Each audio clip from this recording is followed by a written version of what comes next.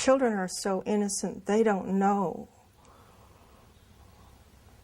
about adults molesting them. Their world to them is safe until somebody shows them differently. And then someone comes along and steals their innocence. Mine was stolen in the home. But now, on the streets, they're not safe.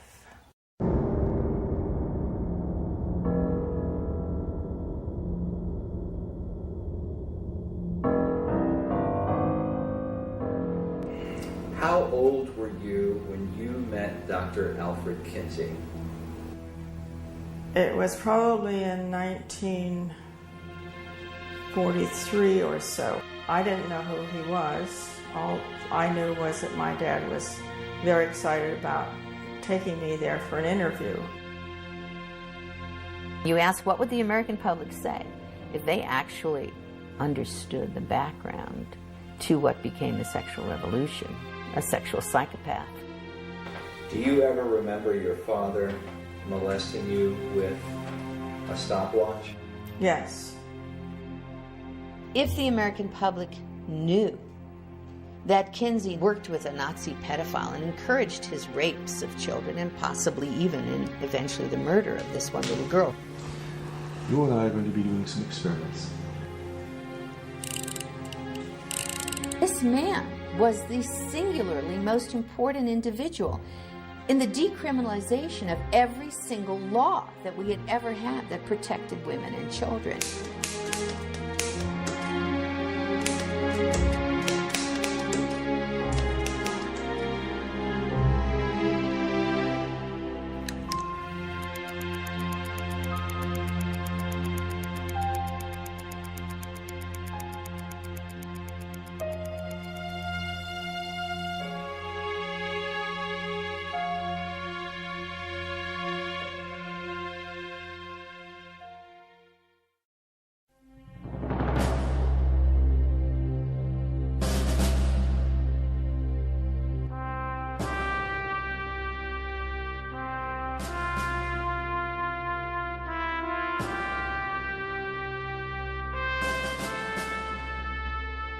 When America was founded, it said that our values were based on the Judeo-Christian teachings of the Bible.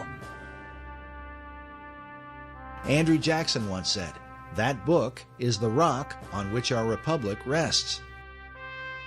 But through the 20th century, the view of America as a Christian nation has been hotly debated. Whatever we once were, we are no longer a Christian nation. This nation was founded primarily on Christian principles. Which claim should Americans believe? And by what standard do we determine the moral compass for what is right and wrong in our society? George Washington, in his inaugural address of 1789, said, "The propitious smiles of heaven cannot be expected on a nation that disregards the eternal rules of order and right, which heaven itself has ordained."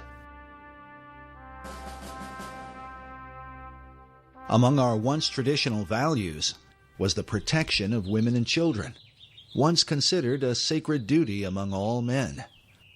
But now, under the guise of so-called liberty, the care of our most vulnerable has been compromised. We can only wonder what the father of our country might say if he could see what is happening to the children of America today and the reasons behind it.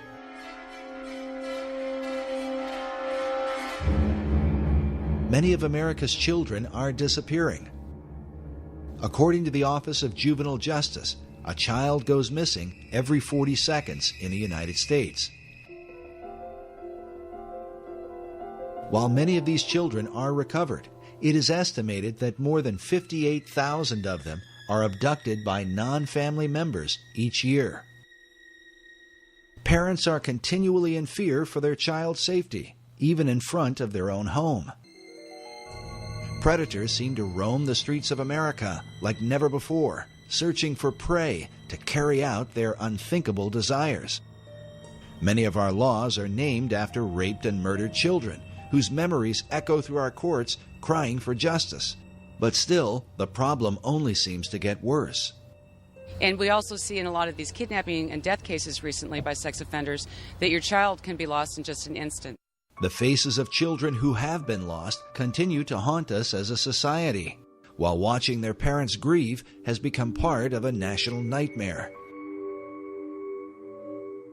Meanwhile, the images of the sex offenders, the men responsible for these horrors, fills us with fear and loathing. And if a child survives their abuse, they often lead troubled lives, haunted by the memory of what they've endured.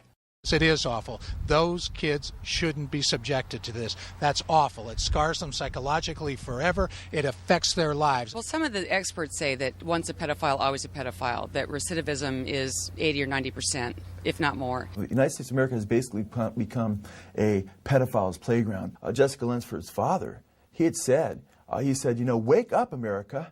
Your child could be next. And sadly, a lot of people want to turn away from the evidence. They want to turn their heads like the proverbial ostrich with its head in the sand because they don't want to face what's going on until they're forced to face it because it becomes their child. Part of the confusion is over why many of our judges send repeat sex offenders back into our neighborhoods, knowing it is simply a matter of time before they strike again. Can the reason be that these same judges are compromised by their own sexual addiction?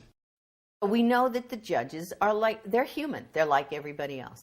Cases of judges who are compromised by porn are documented across the country.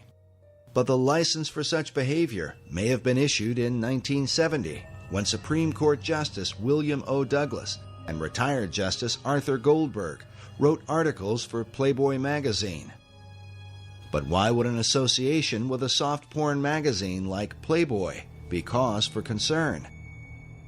And how could it pertain to the world of pedophiles? The disturbing answer to this question as our history of this movement unfolds. In 1990, the American Bar Association reported that 80% of convicted child molesters plea bargain and serve no prison time. This statistic undoubtedly put known pedophiles back on the streets in record numbers. But this was a few years prior to the widespread use of the Internet, where the most extreme forms of sexual perversion, and especially child pornography, have become a major factor in conditioning the next generation of sexual predators. In 2006, the law firm of Estee and Bomberger reported that the number of victims of childhood sexual abuse and molestation grows each year. This horrific crime is directly tied to the growth of pornography on the Internet. They went on to say that research reveals that 77% of child molesters of boys and 87% of child molesters of girls admitted imitating the sexual behavior they had seen in pornography they had watched. Basically, people that watch porn act it out. And so with the pedophilia, sure, people are going to see it and they're going to act it out. Because of the huge impact that the porn industry has had, conservative estimates say the highest service revenue on the Internet, over $3 billion a year in income just on Internet porn. And those are very conservative figures. I'm sure they're much higher, with between 500 and 700 new sites coming on a day on the Internet. The increase in child sexual abuse cannot be denied. We are massacring our children. It is a holocaust against our children. I've prosecuted murders, I've prosecuted child molesters. And I'll tell you, I get more up in the air when I was prosecuting about the child molester than the murder. I'm not condoning murder. It's not the right thing to do, but it's over. The person's gone. Sad. But that poor little boy or girl, they're messed up for life. I mean, they're going to be carrying that baggage forever. And we as a society better start addressing that. Researchers argue that America's current problem with sexual predators is the fallout from the sexual revolution, a movement said to be inspired by the late Alfred Kinsey and his famous Kinsey reports, first published in 1948. According to the conservative organization Human Events, the Kinsey Report is listed among the top 10 most harmful books of the 19th and 20th centuries. Number 1 on their list was the Communist Manifesto that inspired the deaths of more than 100 million people in the 20th century alone. Adolf Hitler's Mein Kampf that helped to bring about the Holocaust was listed at number 2, while the quotations from Chairman Mao, who founded Communist China, was number 3. At number 4, as the first American title on the list, was the Kinsey Reports. Sexual behavior in the human male, followed by sexual behavior in the human female, which, when first released, was likened to dropping an atom bomb on American society. In 1989, a report from the National Research Council published a statement that American society can be divided into 2 categories, the pre-Kinsey and post-Kinsey eras. How could one man's influence come to define our culture and produce what some consider the most harmful book in American history? It would find its way into every aspect of our decision-making in our lives.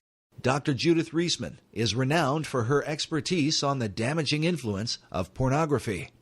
She has testified repeatedly before the U.S. Congress. Her research has been used by the FBI and by governments throughout the Western world when determining their policies on obscenity. She is author of the book, Kinsey, Crimes and Consequences, in which she details the devastating impact of Alfred Kinsey in America, an influence she believes is behind the growing number of sexual predators who seem to come from all walks of life. Teachers, doctors, lawyers, judges, people are being caught right and left, sacrificing their lives and their families' lives to their addictions to child pornography. How do you think it happened? It did not start today. It started back with Kinsey, and who then kicked off what has become today's horror show. Child sexual abuse, rape, torture. People say, well, you can't track that all to Kinsey. Well, you can track enough of it to make an awfully frightening case. While Dr. Reisman's view may seem extreme, her evidence is disturbing, the results of which are so often reported in our nightly news.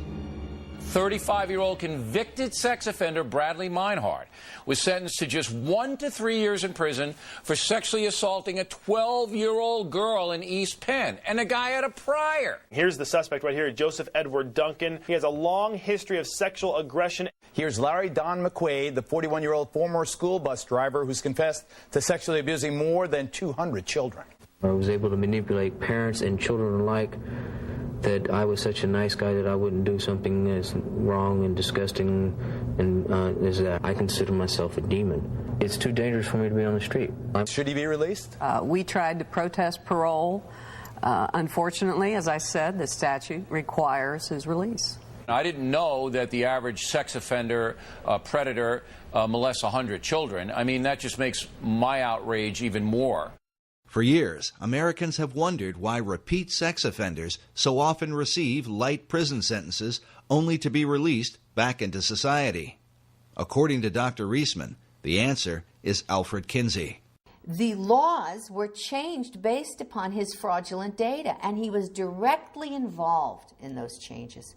Kinsey went state by state. I have his testimony in California in 1949, telling a committee that was about to toughen the sex laws and toughen up about the laws to protect children because there'd been a murder of 2 little girls. He goes to California to testify in 1949 that you should release everybody, that pedophiles and pederasts did not repeat their crimes, that parole was absolutely critical, that would reduce our sex crimes. The committee believes him. They reduce all of our sex crimes. They parole people, and they haven't stopped. When the Kinsey Report was first released, the famous ACLU lawyer, Morris Ernst, wrote that virtually every page of the Kinsey Report touches on the legal code. He told the legal profession that no bar association, law school journal, or lawyers' committee can consider sex laws without the Kinsey study. According to Westlaw, the most widely used legal database, between the years 1982 to 2000, there were approximately 650 citations to Alfred Kinsey. The model penal code that was adopted just after 1955 was based on Kinsey's research. This is a flow chart I put together to describe how the Kinsey research gutted American laws. Through the American Law Institute, ALI, the American Law Institute Model Penal Code, 1955. That was where protections were then removed for women and children from American law system. The U.S. justice system from 1948 to today, that's what this is about. After publishing his reports, Kinsey traveled the country, giving lectures at universities and testifying before lawmakers. He was received as the leading scientific expert in the world on human sexuality. In particular, he discussed laws concerning sex offenders and the education of children. Of children, he said 100% are orgasmic from birth. Therefore, children can benefit from sex with adults and even incest, which is illegal. So we need to lower the age of consent. He was working toward making everything legal, but that's all right. Children need early explicit school sex education since they're sexual from birth, which was illegal at the time. Now it's everywhere. They need masturbation and hetero and homosexual acts to be taught to them, which was illegal, and now it's being taught. And about parole, Kinsey said that sex offenders rarely repeat sex crimes. Therefore, all sex offenders should be paroled, which is exactly what started to take place. Part of Kinsey's defense of pedophiles was that children were not really harmed by sexual contact with adults. Therefore, it made no sense to incarcerate pedophiles for lengthy prison terms. 1950, Rockefeller funded the American Law Institute Model Penal Code. 1952, a Harvard Law Review called for a code to change our sex laws in accordance with what Kinsey had objectively found. And then in 1955, the code was created and sent out to all legislators in the country via these important people, judge, lawyers, sociologists, lawyers, and so forth. And from there, that went. The ALI model, the sex offenses section, sent to states all over the country, adopted all or in part beginning in 1956 here and moving on to Illinois, to Minnesota and so forth, and all other states of the Union. As Dr. Reisman noted, the Model Penal Code was financed by the Rockefeller Foundation. Not coincidentally, the Rockefeller Foundation also financed the research of Alfred Kinsey. In the 1950s, a congressional committee was formed under Congressman B. Carroll Reese to investigate the influence of the large tax-exempt foundations, including Rockefeller.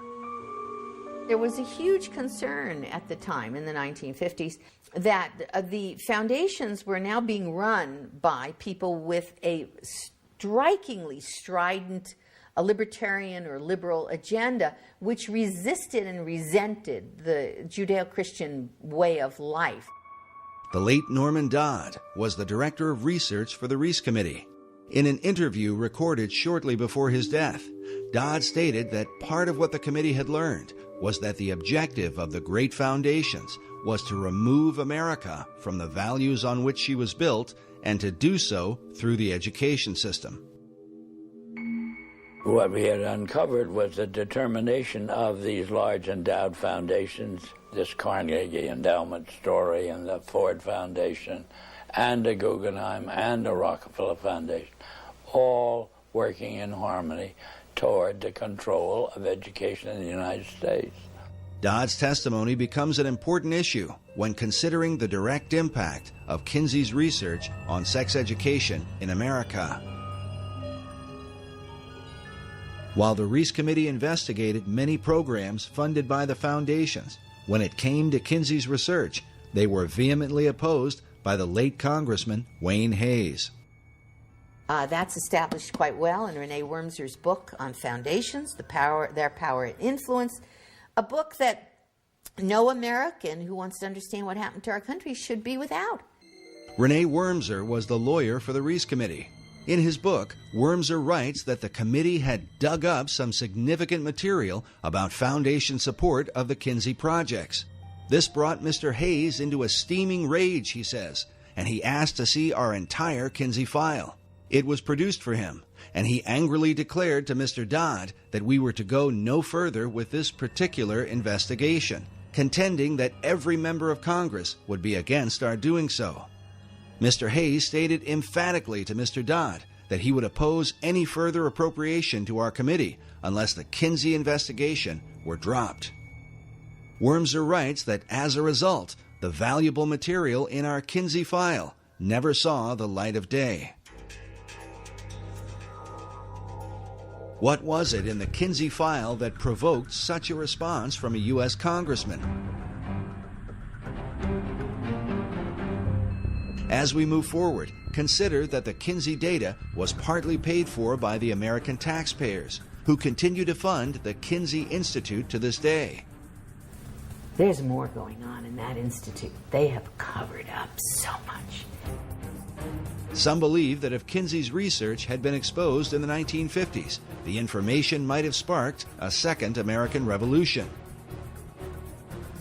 What was in the Kinsey file, and does that information continue to influence or even haunt America?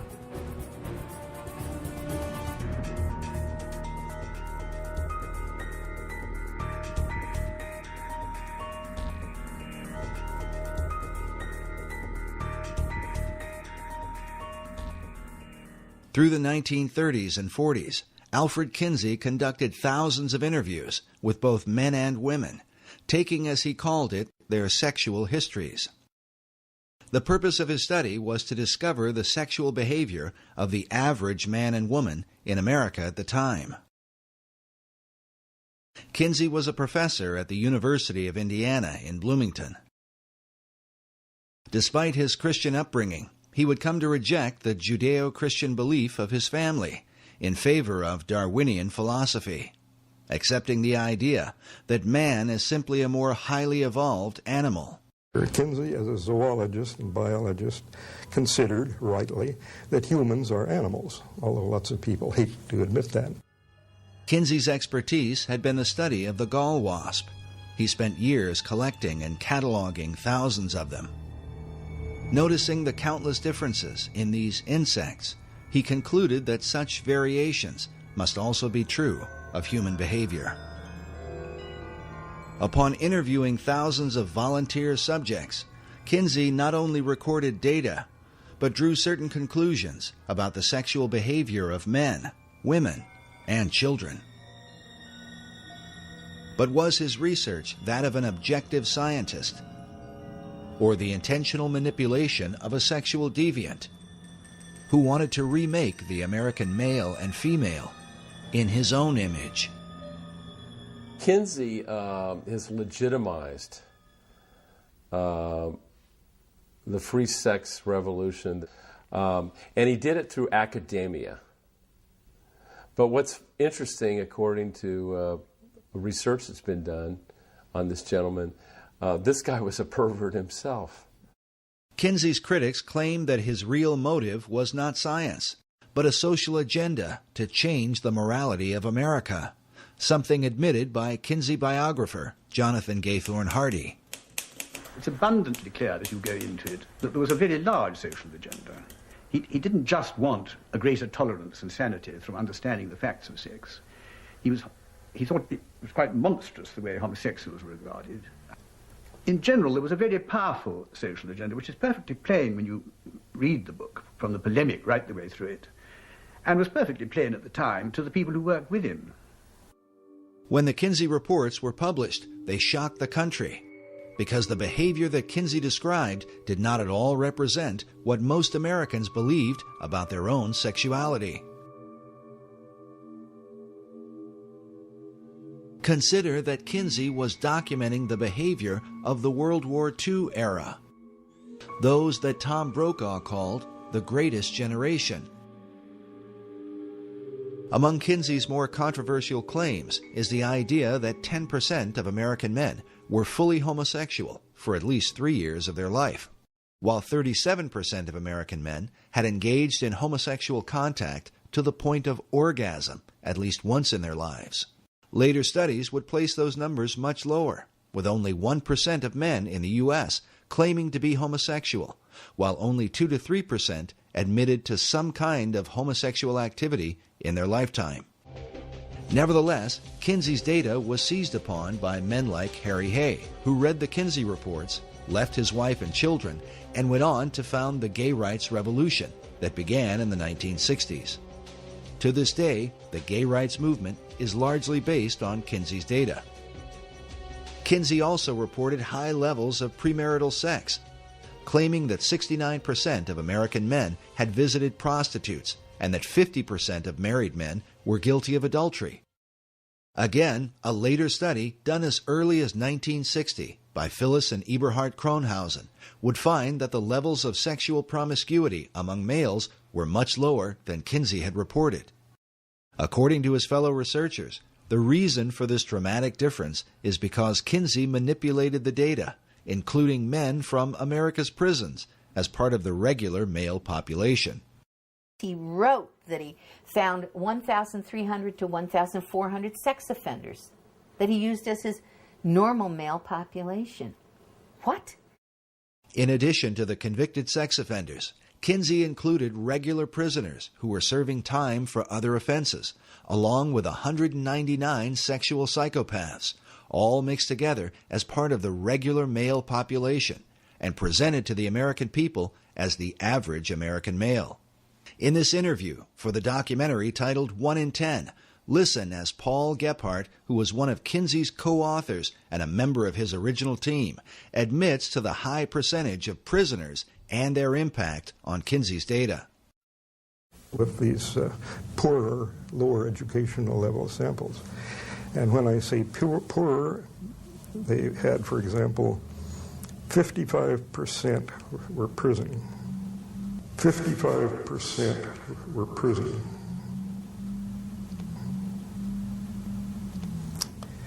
And I think that has a definite effect. We know we didn't have enough non-prison people to do much of a comparison, but he didn't do a comparison. He simply took the prison people he got and used them with that less than college educated sample. But the trouble was, by, you might say, emphasizing the less than college educated sample, he introduced a lot of errors into the data.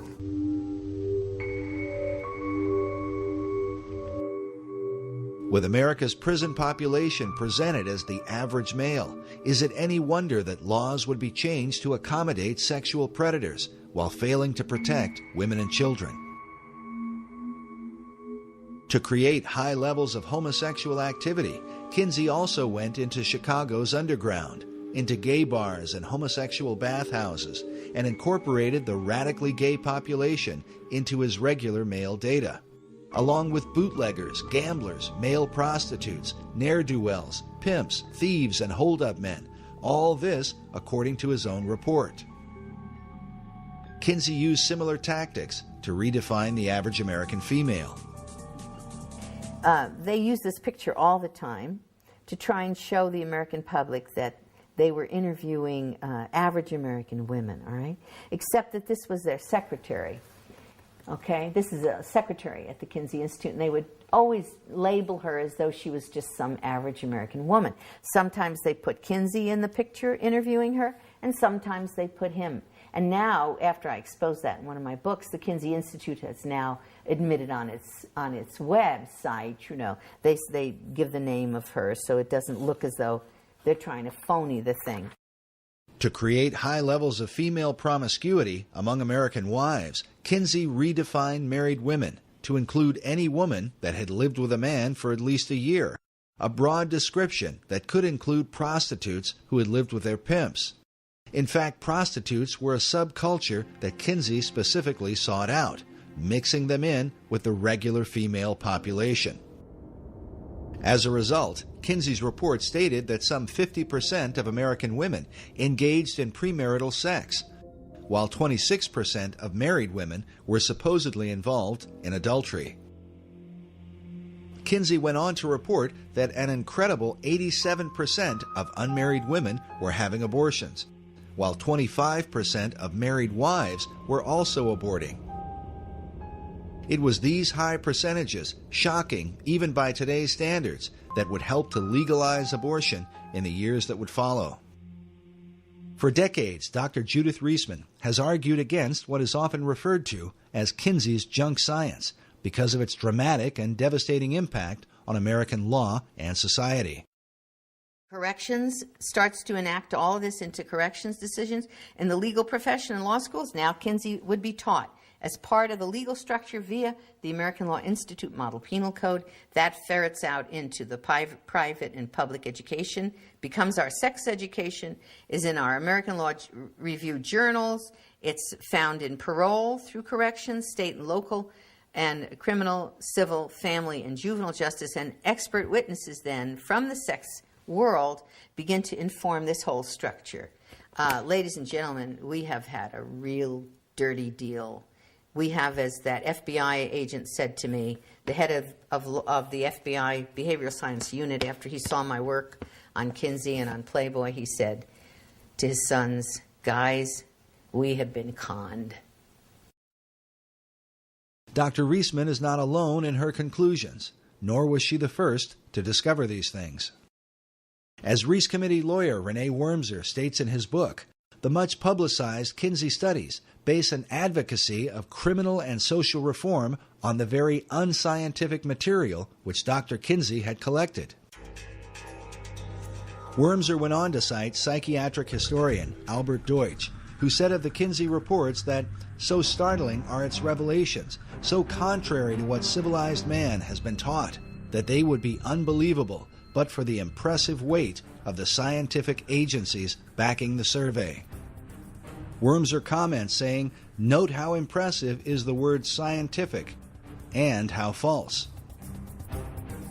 But he goes on to suggest even more, revealing that, according to the Reese Committee, the postmodern thinking in America today is no mere accident, but has been intentionally created by the elite foundations as part of a greater agenda, one in which the work of Kinsey plays no small part.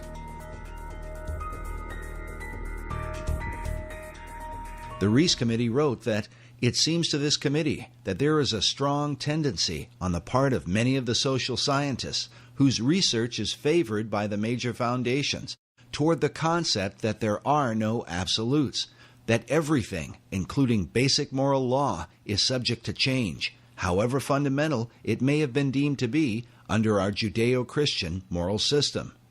The puerile doctrine that change is always necessary has led many of these scientists to believe that there are no longer any inalienable rights.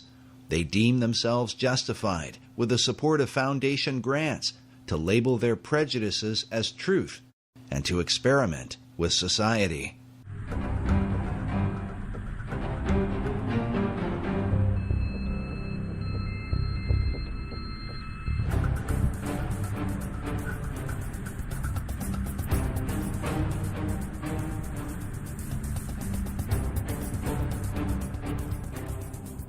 By far, the most disturbing evidence against the Kinsey reports is the information pertaining to the sexual behavior of children.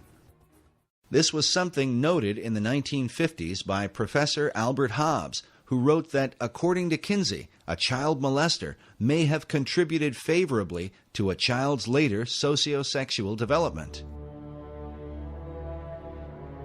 The child sexual data was more fully exposed by Dr. Judith Reisman in the 1980s, who brought the even more disturbing allegation that Kinsey had trained multiple pedophiles to molest children while using stopwatches to record so-called scientific data. This man, this Kinsey, had been responsible for the rapes and tortures of hundreds, actually it looks like thousands of children.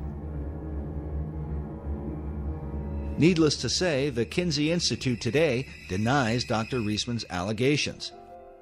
They maintain that all of the child sexual data came from one man, who just happened to keep detailed scientific records of his encounters with children. This lone pedophile theory was developed by Dr. John Bancroft, who became the director of the Kinsey Institute in 1995.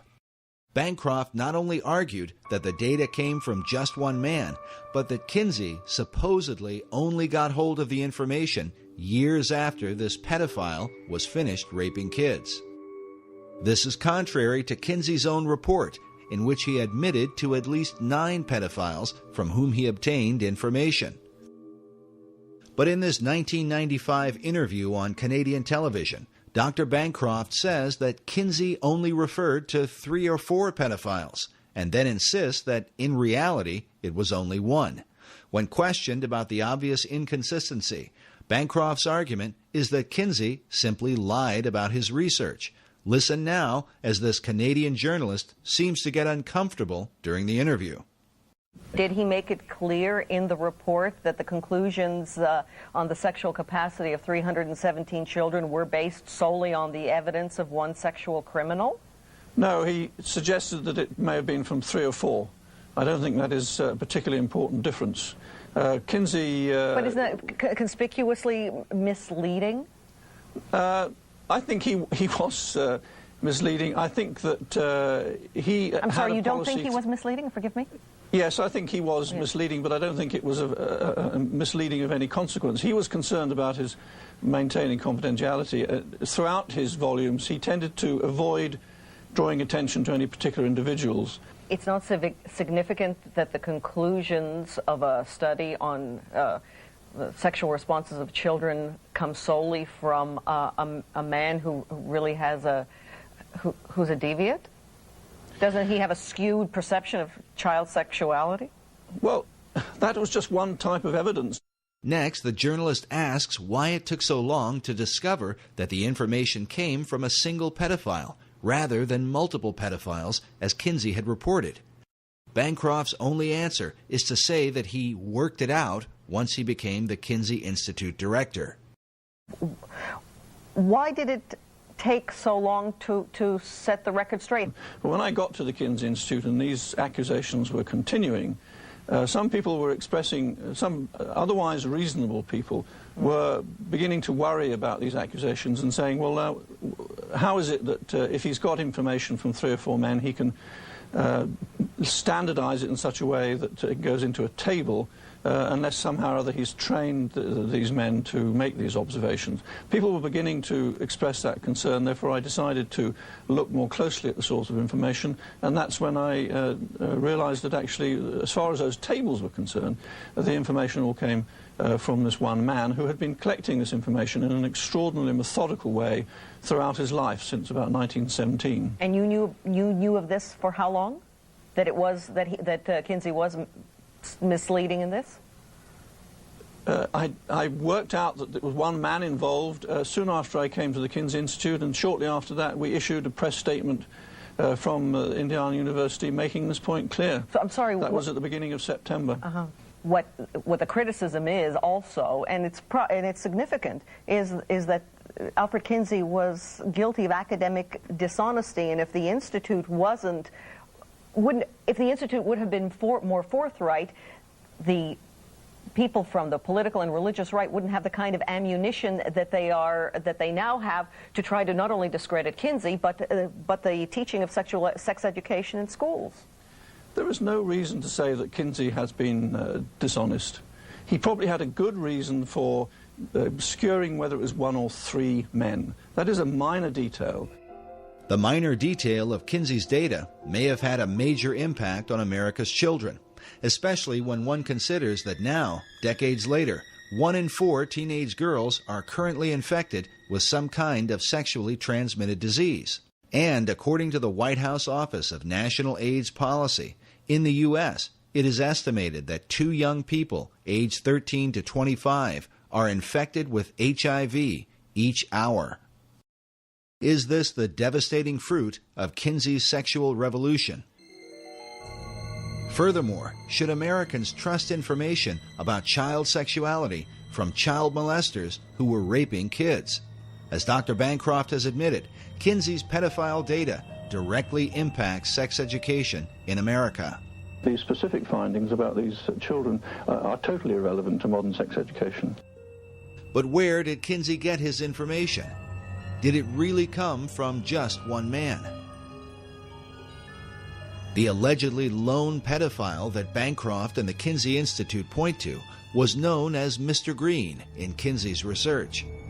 His real name was Rex King, a man who kept written diaries in which he claimed to have molested more than 800 children. Like most pedophiles, King was never caught and never served a day in prison.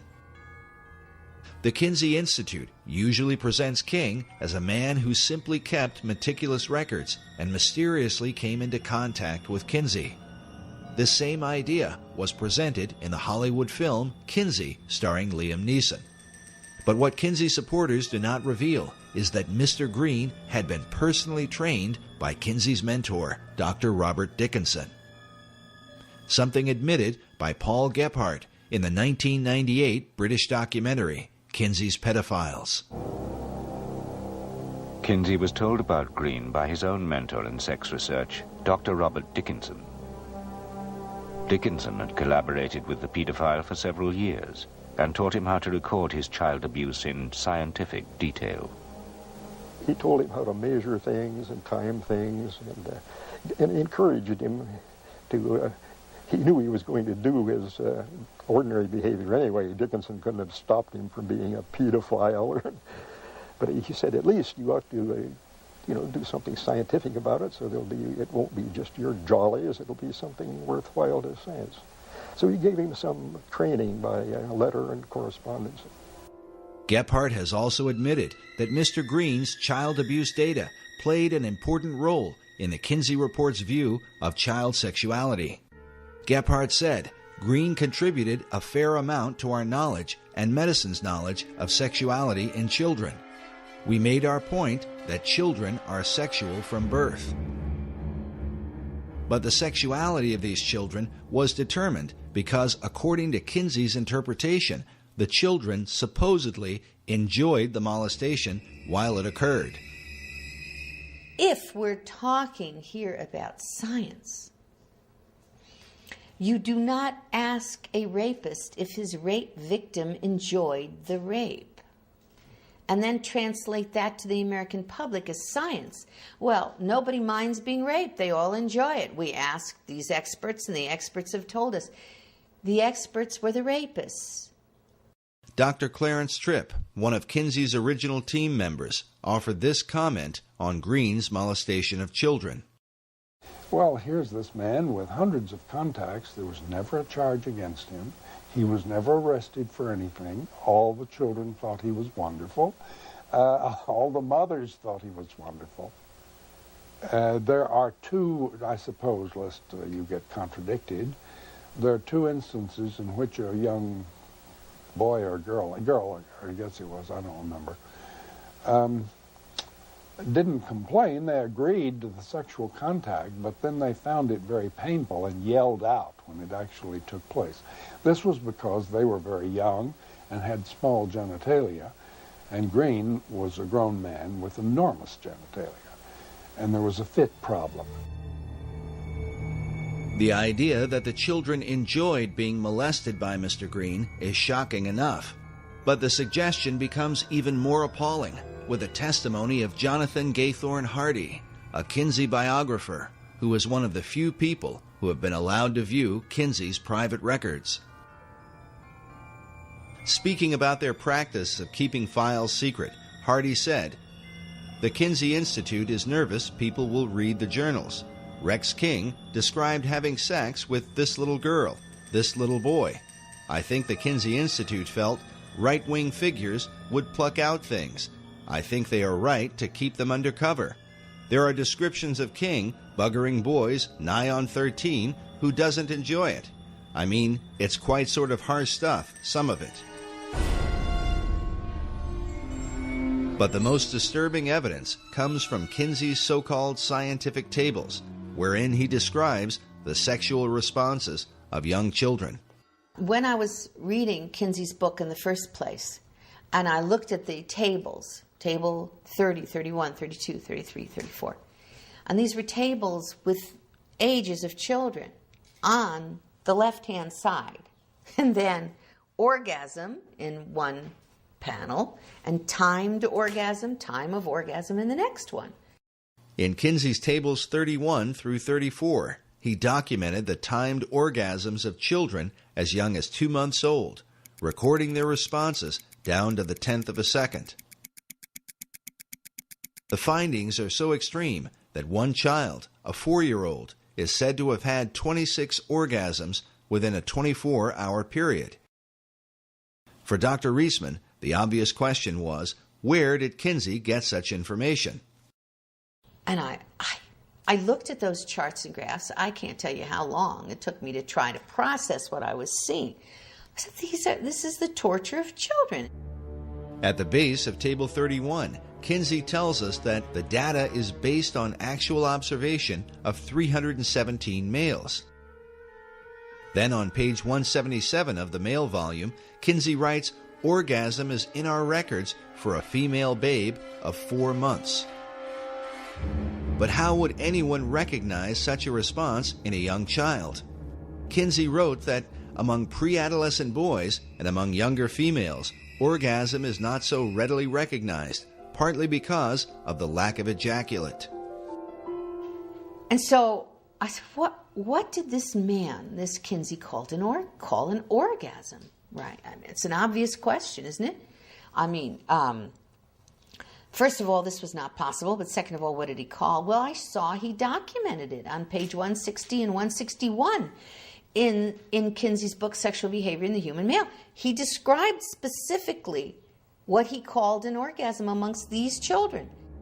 Kinsey defined orgasm for pre-adolescent children with the following description: a gradual and sometimes prolonged build-up to orgasm, which involves still more violent convulsions of the whole body, heavy breathing, groaning, sobbing, or more violent cries, sometimes with an abundance of tears, especially among younger children. And he said there were 6 categories. He called them 6 categories of orgasm, and he had category 1, 2, 3, 4, 5, and 6. And included in these categories of what he called an orgasm were screaming, writhing in pain, hysterics, especially among younger children. He put that in parentheses, especially among younger children, parentheses. He said that the children had convulsions. Those were his words. He said they fainted. He said they struck the partner. He called it the partner. This is the man who's raping the child. Okay. They struck the partner and tried to get away. And he said that those were all examples for him, of orgasm. Kinsey made it clear that this data was supplied by adult observers, who were defined as pedophiles by Kinsey's own team members, as you will hear later on. Kinsey wrote, some males suffer excruciating pain and may scream. The males in the present group, by which he meant pre-adolescent boys, become similarly hypersensitive before the arrival of actual orgasm, will fight away from the partner, and may make violent attempts to avoid climax, although, he said, they derive definite pleasure from the situation. Kinsey biographer James H. Jones was a 1998 Pulitzer Prize finalist for his biography on Kinsey. In the Yorkshire documentary, Jones had this to say about Kinsey's description of child orgasm. If you read those words, what he's talking about is kids who are screaming, kids who are protesting in every way they can the fact that their bodies, that their persons are being violated. At that point, reading that, I said, the only person who could write that would be, number one, a pedophile or a pederast, because these were boys. It was homosexual abuse of boys. And a sadomasochist. That is, the only human being in the world who could call an orgasm something that involved people throwing up, having convulsions, fainting, screaming, crying. The only person who could do that is someone who experienced that themselves. And that had to be a sadomasochist. And the only person who could apply their sadomasochism to an infant and a child would be a pederast, a rapist. And that's what Kinsey did in that book. Kinsey's own sadomasochistic tendencies have been documented by a number of biographers. James Jones revealed that Kinsey once climbed into a bathtub and circumcised himself with a pocket knife without the benefit of anesthesia. Another account of Kinsey's extreme self-abuse came about when his research was under investigation. Jones reports that after the Rockefeller Foundation withdrew his funding, Kinsey went to a basement, tied one end of a rope to an exposed ceiling pipe and the other end around his scrotum, then stood on a chair and jumped off. The abuse that he inflicted on his organs, on his sexual organs, were very directly identified in his death. That was orchitis. That was a serious inflammation and disease that he inflicted upon himself that was basically involved in his final death. Now, the attempt to claim that Kinsey died of a heart attack is a perfectly reasonable thing to try to do. It's kind of embarrassing to say that the father of the entire sexual revolution, who has trained all of our sex educators in the United States of America basically, died because he had so abused himself doing the activity that they tell everybody is okay, that he died of this terrible and very painful experience. If Kinsey's abuse had only been inflicted upon himself, his critics might be less likely to accuse him. But his abuse extended to children, the most precious members of our society. In this image, Kinsey seems to take a demented sort of glee in showing these young children a film of two porcupines engaged in a sexual act. He seems oblivious to the confused and even disturbed looks on the faces of these children. Was it this same lack of concern that enabled Kinsey to support and even encourage the most depraved sexual criminals? The evidence shows that Kinsey was not content to work with merely one pedophile, as Dr. Bancroft and the Kinsey Institute claim. Following the example of his mentor, Dr. Robert Dickinson, Kinsey set out to train his own predators, men who would collect information about what can only be called the sexual torment of children.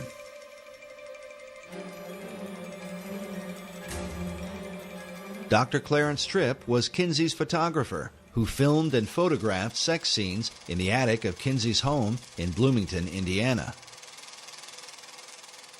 In 1990, Tripp was interviewed on The Phil Donahue Show, along with Dr. Judith Reisman, who appeared to defend her first book exposing Kinsey. Well, don't look now, but they're attacking Dr. Kinsey again. The book is titled Kinsey, Sex and Fraud, The Indoctrination of a People.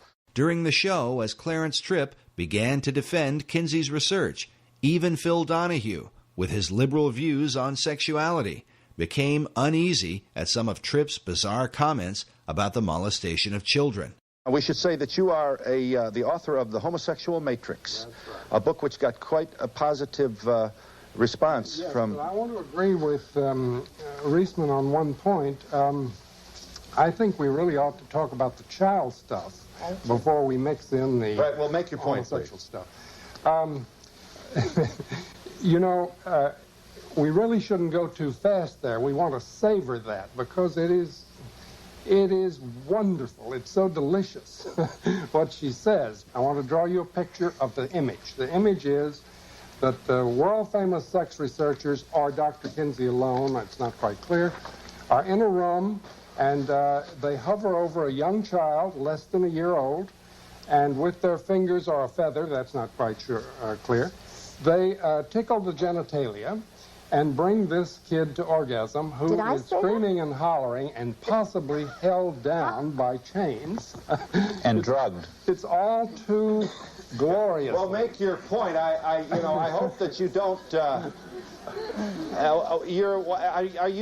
You're being sarcastic, but I want to make sure. I didn't mean to be sarcastic. You're saying this isn't true, that Dr. Kinsey or his colleagues did not. This is the man who was with me on Donahue saying, you got to stay with this. It's delicious what she says about what they were doing to the children. Dr. Reisman refused to go on Donahue unless he would agree to show Kinsey's tables, where the child sex abuse data is presented. Despite knowing about these tables, Donahue repeatedly insisted that no proof existed of child abuse in Kinsey's research. Nevertheless, he did show the data to his audience.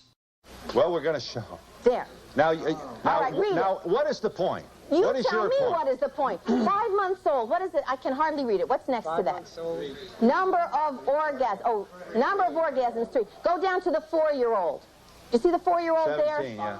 There, bottom one. Yes, 4-year-old, 26 orgasms in 24 hours. Tell me, Phil. Tell me, Phil. Does a baby sleep? Tell me, Phil. Tell me, Phil. Does a baby sleep? Tell me if this is scientific. A baby sleeps for 8 hours? And you tell me how you get 26 orgasms for 24 hours. We've got to be able to get a word in edgewise. Just a minute. Sounds like a guest for the Donahue show. And you know what Gebhardt said to me? You know what Dr. Gebhardt said? He wrote me a letter, which I wish you had up there too, in which he said that oral and manual techniques were used on the children. Now, Phil, I'm going to say that once more. I'm going to say that once more. And if I'm wrong, let them sue me. He said oral and manual techniques were used on those children. The letter that Dr. Reisman refers to was written by Paul Gebhardt on March 11, 1981, in which he attempted to explain where the child sexual data came from. In this letter, he admits that multiple pedophiles were used in collecting information for the Kinsey reports. Gebhardt writes, "Since sexual experimentation with human infants and children is illegal, we have had to depend upon other sources. Some of these were parents. A few were nursery school owners or teachers. Others were homosexual males interested in older but still prepubertal children. One was a man who had numerous sexual contacts with male and female infants and children, and being of a scientific bent, kept detailed records of each encounter." Gebhardt went on to say that some of these sources have added to their written or verbal reports photographs, and in a few instances, cinema. The techniques involved were self-masturbation by the child-child sex play, and adult-child contacts, chiefly manual or oral. Gephardt's letter clearly refutes the lone pedophile theory of Dr. John Bancroft, but fits in perfectly with what Kinsey documented in sexual behavior in the human male. Gephardt's mention that photographs and cinema were sent to Kinsey also explains the discovery made by former Kinsey Institute director June Reinisch in 1984. This was Newsweek in 84 when June Reinisch said, that the Institute encourages visitors and so forth. And she says, what's her name? Reinisch says that she found a collection of child pornography so distasteful to Reinisch personally, she couldn't bear to look at it, all right? Now, she's not asking where that child pornography came from, right? But some of it was... Now, she found this at the Kinsey Institute, yes. Yeah, at the Kinsey Institute. And John Bancroft, who wrote about Kinsey and supported Kinsey for years before he was hired as the head of the Kinsey Institute, right? Who was supposed to be an expert on Kinsey, which was why he was hired by the Kinsey Institute, now suddenly claims that everybody knew all along that these children were being raped by one pedophile. Well, he's the expert on Kinsey. Why didn't he ever write about it before he got hired? Why did he have to go into the Kinsey Institute to look into it if it's all laying out there? He knew that it wasn't a couple of pedophiles, which he said at one point. It wasn't one pedophile, which he said at another point. Kinsey said it was 9 pedophiles. That's what he wrote. And it certainly would have been at least 9, because we now know from Yorkshire Television that Kinsey was working with a group of pedophiles. There was also a pedophile organization in this country. They cooperated with us, and some of them who were not, of course, not incarcerated, they came and gave us information. Dr. Reisman believes the pedophile organization mentioned by Gebhardt may have been the nucleus for what would become NAMBLA, the North American Man-Boy Love Association. While child molestation is a crime in any circumstance, the members of NAMBLA claim that their intentions are out of love for the children they molest. Yet this cover of a NAMBLA bulletin, which they called their back-to-school issue, paints quite a different picture.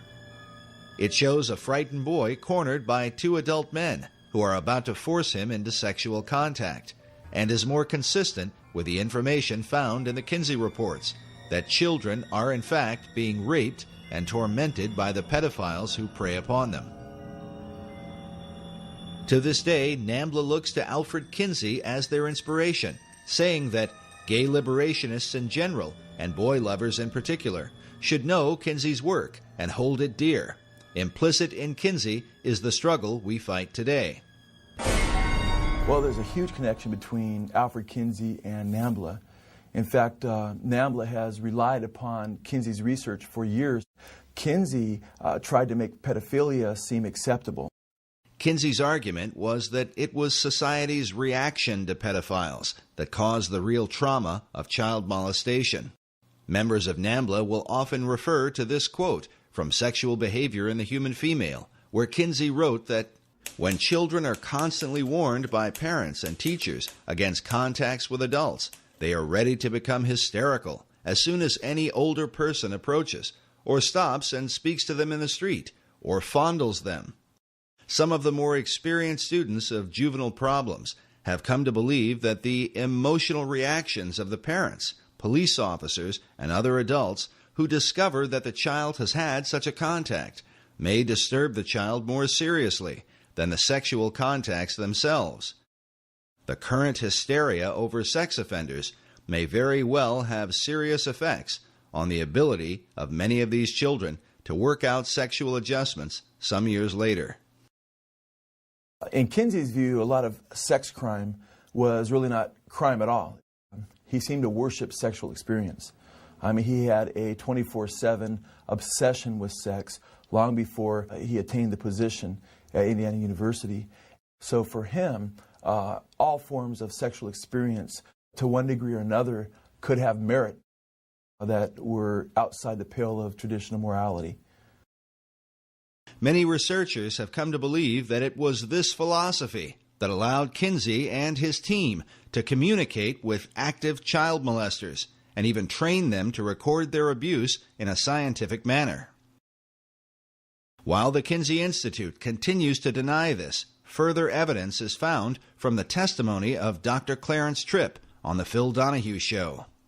Listen carefully as Tripp confirms that there were multiple pedophiles, not just one, and says that they were trained observers that used stopwatches.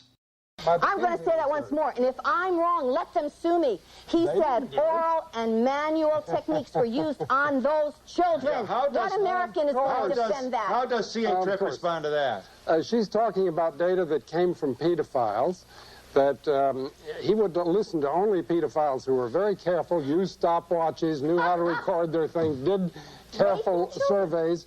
And these she resents very much, but they're very important. So he interviewed people who were known criminals. I assume, were they in prison at the time? Oh, certainly not. But they were, in her sense, criminals because they were pedophiles. But they were trained Oh, in her sense, observers. they were criminals because they were pedophiles. They're raping children and they're not criminals. You're going to defend Nobody was raping children. What they were doing... What do you call sexually, manually, and orally abusing a baby, and you're a bloody pedophile? We also have an interview that was a phone interview that I have a copy of.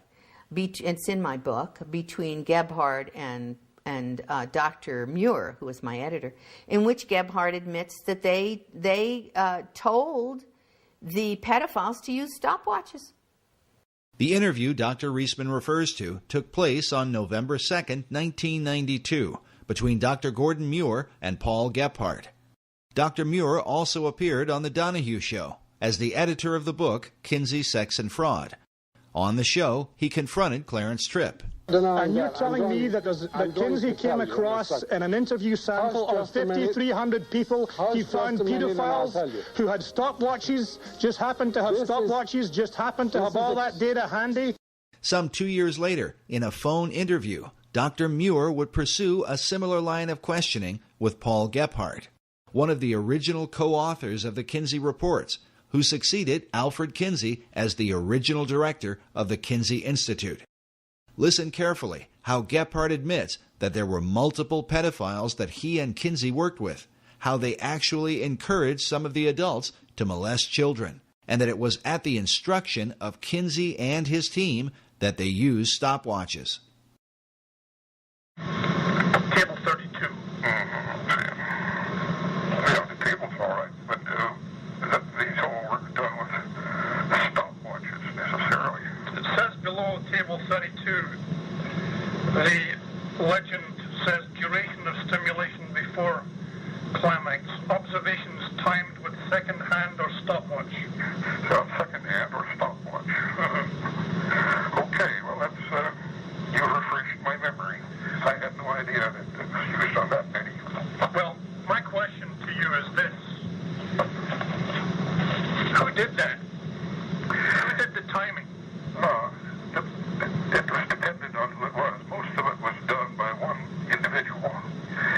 A man with some scientific training, but not a known scientist. The other cases were done by parents at our suggestion. And let's see, then there were some that were done by nursery school personnel. Was that at your suggestion too? Yes. When these people would report to us they saw childhood sexual activity, we asked them to watch it and take notes, and if possible time it and report back to us. Some of the stimulation was clearly being done by adults themselves, isn't that correct? Yes, that was pedophiles. Or it was particularly one man, but there were several pedophiles that gave us data. But since they were all doing the same thing and reporting on the same thing and taking the same measurements, it looks like it was organized ahead of time. Is that right? No.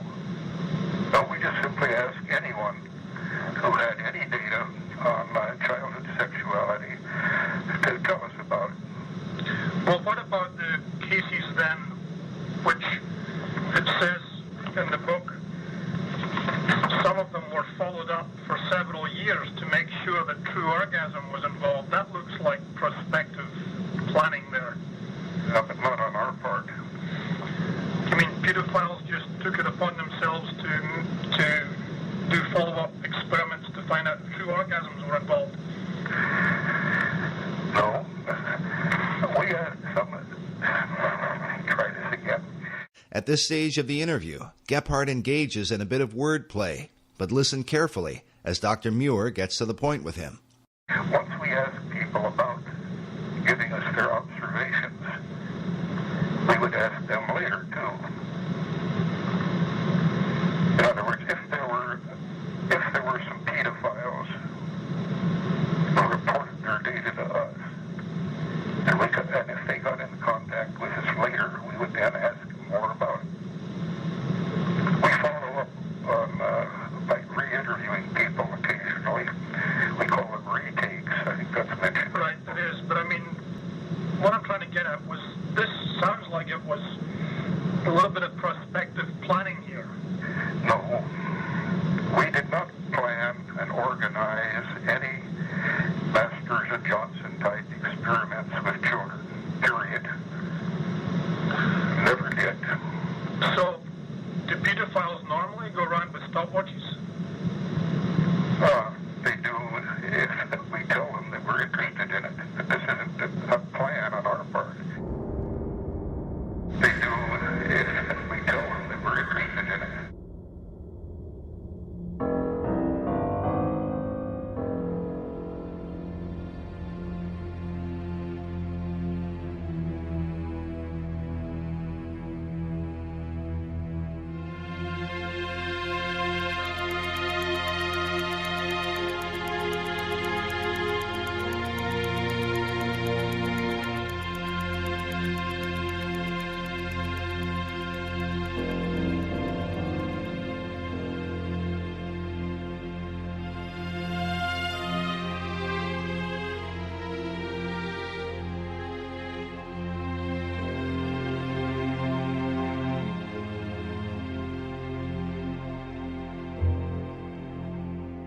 I want to know who these children are, how their parents were involved, and have we talked to those children now as adults? When I wrote to the Kinsey Institute and I asked What about these children? They just casually wrote me back. Gebhardt casually wrote me back that, well, we never had any follow-up on these children.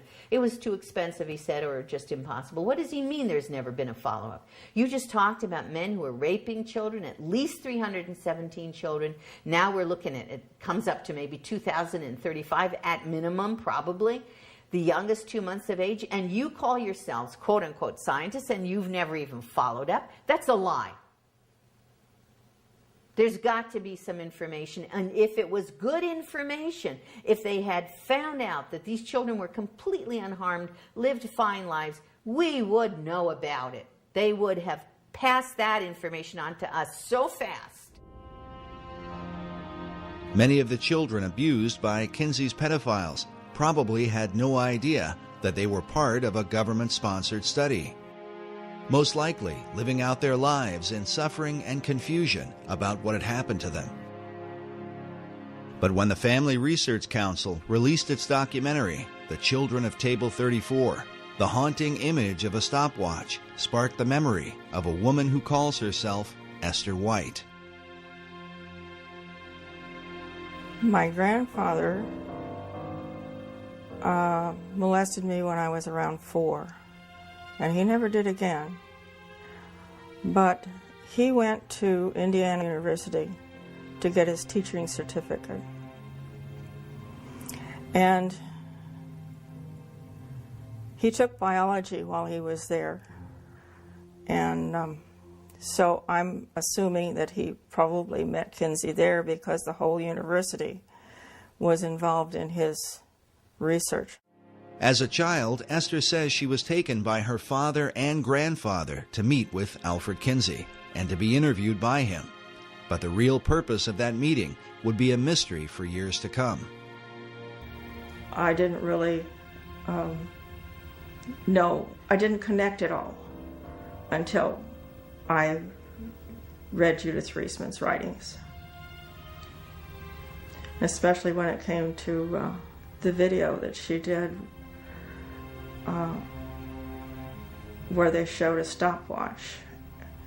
And that was the key. I realized, yes, that was what was going on.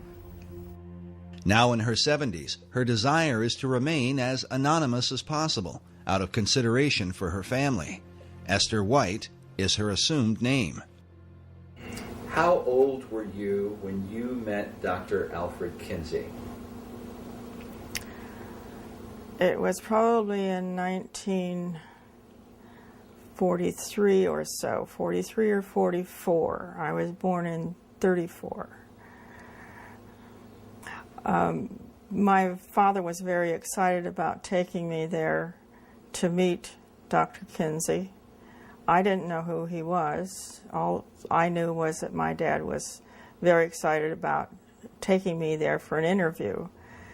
And he was instructing me that I was to be very nice to this man and answer him.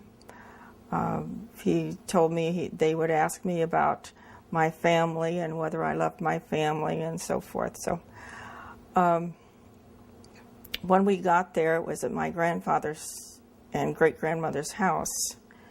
And Mr. Kinsey and his 2 colleagues were late in getting there because it was wintertime. And he was doing a seminar at Ohio State University. This was in Columbus, Ohio. And when he came, he was in very much of a rush because they were so late. And he kneeled down in front of me and asked me questions about whether I loved my daddy, whether I loved my family. And of course I said yes, because I did. I loved my family. And the interview was very short. There was a man with him that had a clipboard who was taking down my answers to the questions. I can't remember all the questions he asked, but it was probably a 5 or 10 minute interview. And just before they left, my grandfather said, "What about the check?" And he says, "Oh yes, I almost forgot." Who said that, Kinsey? Kinsey said that. And so my grandfather took a check from him, and Kinsey said, "I made it out to both of you because I didn't know which one was going to get the money." The disturbing implication is that Alfred Kinsey used taxpayer money via the Rockefeller Foundation to finance pedophiles who were actively molesting children. Why would he pay them? For what? At the time, I didn't know for what. Many years later, I found out that my dad had actually helped Alfred Kinsey do research for his book. Esther's own father had been molesting her for years and sending information to the Kinsey Institute. When Kinsey's book, Sexual Behavior in the Human Male, was released, her father showed her a copy and boasted that he had helped to write it. At the time, she did not know what he meant. He gave me a copy of the book in 1947, but it was a pre-edition signed by somebody, autographed by somebody, and I don't remember who. But my father gave me the book and said that he helped Alfred Kinsey research on the book, and that it was going to change the way the world looked at sexuality. How old were you when your father first began to molest you? I was probably around 6, maybe 7. I couldn't tell you exactly. Do you ever remember your father molesting you with a stopwatch? Yes. And then would he record information? There were papers on the dresser, and I saw one of the papers one day, and it had a lot of questions on it. And there were little boxes to check those things off when those things were done.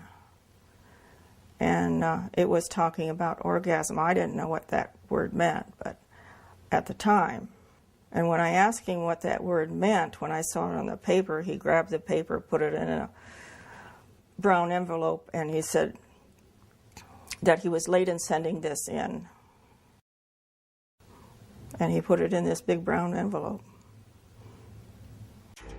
Esther's revealing testimony confirms Paul Gephardt's statement that Kinsey worked with parents who sent him child abuse data.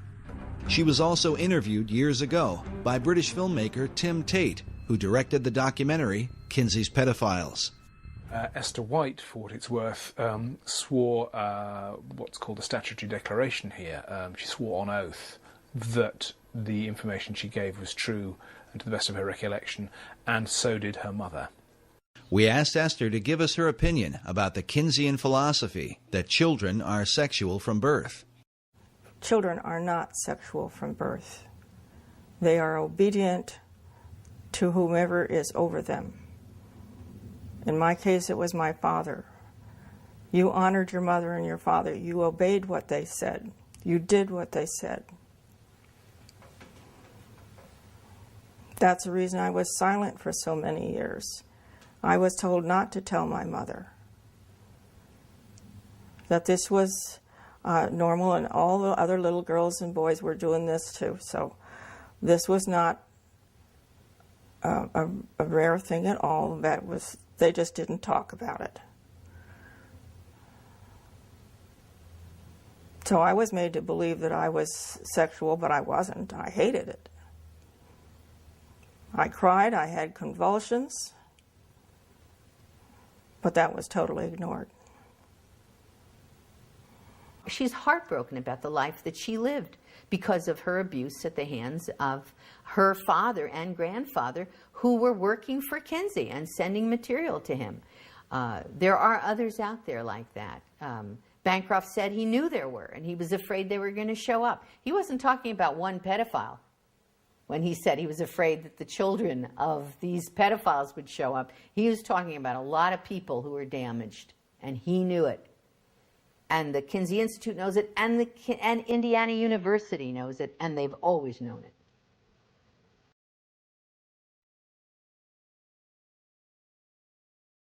Kinsey would have done business with the devil if it helped the research, and this is true.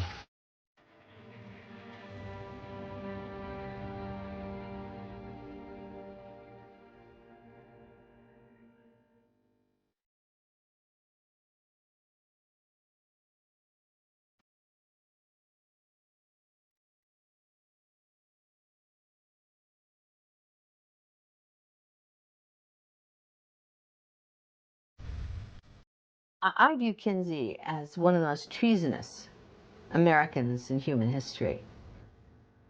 The charge of treason might sound a bit extreme, but the evidence shows that Kinsey's desire to document the most depraved sexual behavior led him to work with a man who seemed to personify evil itself, a Nazi pedophile named Dr. Fritz von Balusek. Dr. von Balusek was a Nazi officer, Gestapo member of the Gestapo, one of the original Nazis, by the way, joined the party very early. He was in charge of a Polish town, and he was a pedophile. Years after the war, von Balusek was arrested and put on trial for the murder of a 10-year-old girl who had been found naked and throttled on a piece of wasteland. The German authorities suspected von Balusek of the crime because the same girl had been listed among several hundred children he had raped, the details of which he had recorded in his pseudo-scientific diaries.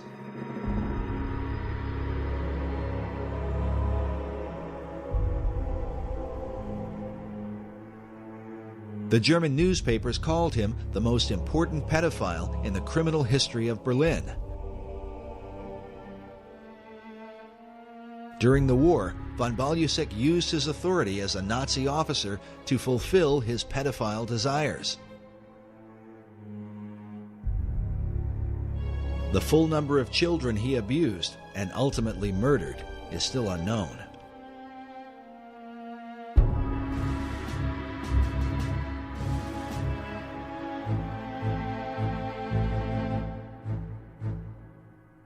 When he was arrested for rape of many children, but also possible murder of a little girl, all of the German newspapers spoke about this on the headlines.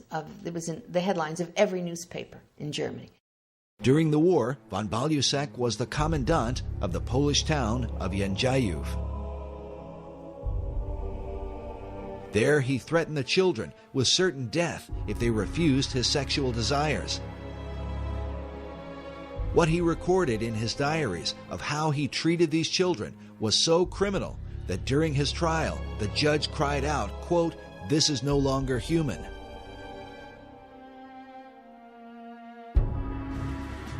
He had told the children that it was either the smokestacks or it was him. And it turned out that all the children ended up apparently in the smokestacks anyway.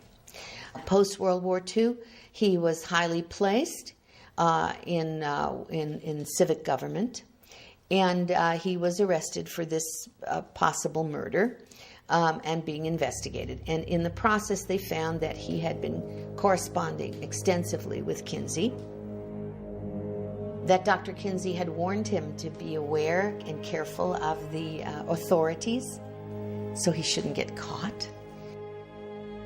The German authorities learned that von Balusek and Kinsey had a working relationship, and that Dr. Kinsey was well aware of the vicious abuse the Nazi pedophile was inflicting upon innocent children. At his trial, the judge said to von Balusek, "I got the impression that you got to the children in order to impress Kinsey and to deliver him material." To which von Balusek replied, "Kinsey himself asked me for that." The German press was outraged, and the judge was outraged. The judge went on to say, instead of answering his sordid letters, the strange American scholar should have rather made sure that Mr. von Balusek was put behind bars. The German press reported that Kinsey's letters to the Nazi contained warnings to watch out or be careful of getting caught.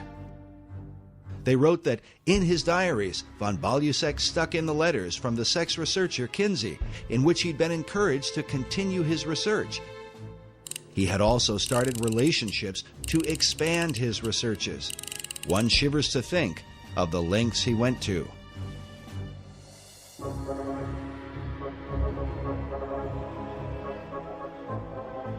At some point, the German authorities tried to get hold of information on von Balusek from the Kinsey Institute. The Kinsey Institute, even though they knew they were dealing with a Nazi and a paedophile, when the German authorities wanted, for the purposes of this murder investigation, wanted to get hold of that information, the Kinsey Institute refused, and Gebhardt said to me, and indeed on camera, that they would have destroyed any evidence before they handed it over to the police. Paul Gebhardt said of this event that the FBI put pressure on Kinsey to reveal the guy's sexual diary. But Kinsey said, absolutely not. Gebhardt went on to say, the poor pedophile had his reputation destroyed, finally quit corresponding with us. While German media documented the story heavily, the American press, under the powerful influence of the tax-exempt foundations, gave almost no attention to the story, even though Kinsey's research, which had turned the country upside down, was almost certainly based in part on the sexual abuse done by a Nazi pedophile during the Second World War.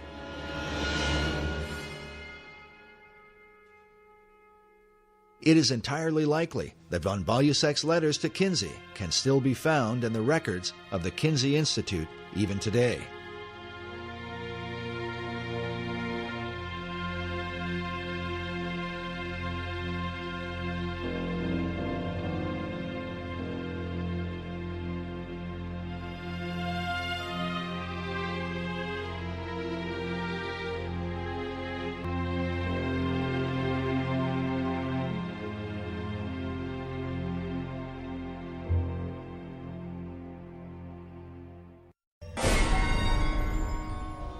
Kinsey's willingness to work with the devil, at one point, seemed to take on a very literal meaning.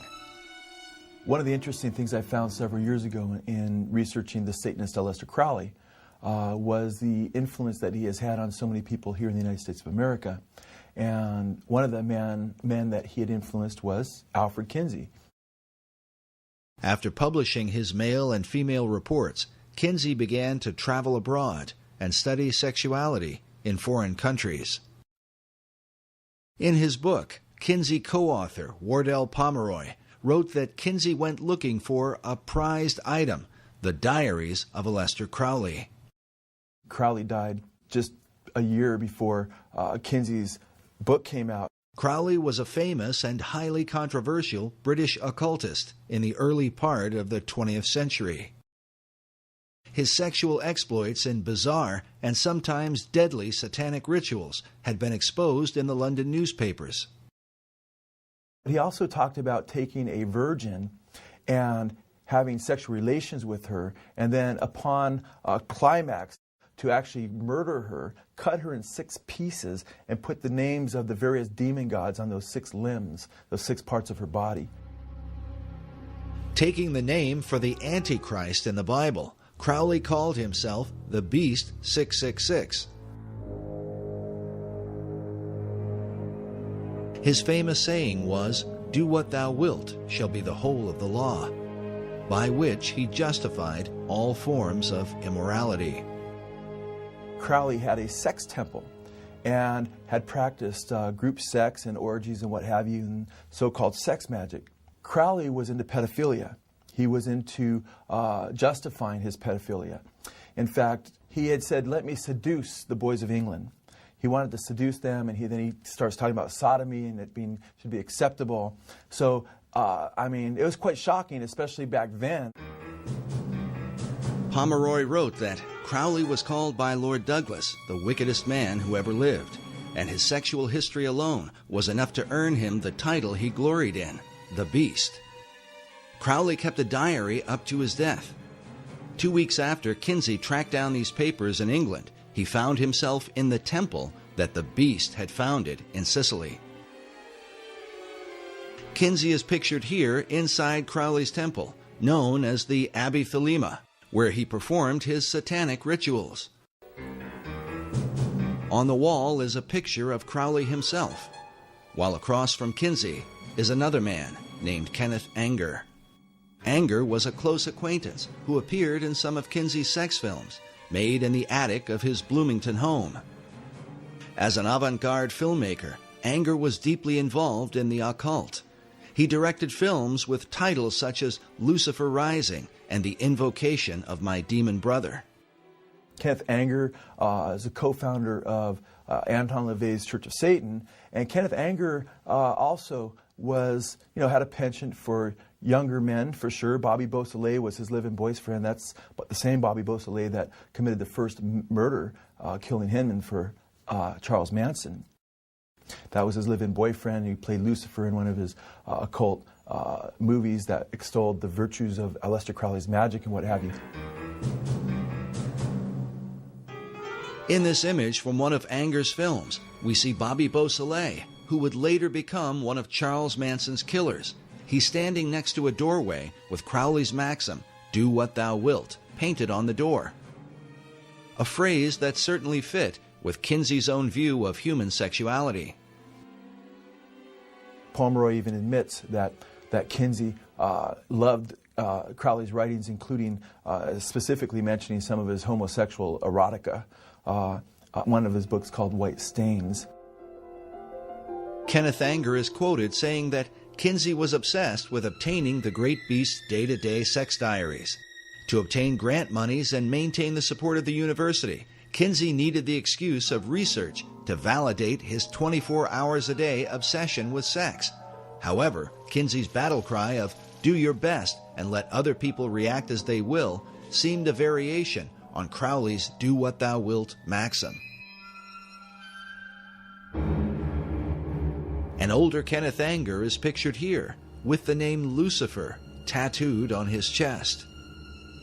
So important was Anger's relationship with Kinsey that to this day, the Kinsey Institute Library features a Kenneth Anger collection with an archive of Anger's films as well as the correspondence between him and Alfred Kinsey. Should America be disturbed that the father of her sexual revolution, who changed American law and laid the foundation for sex education, had such associations?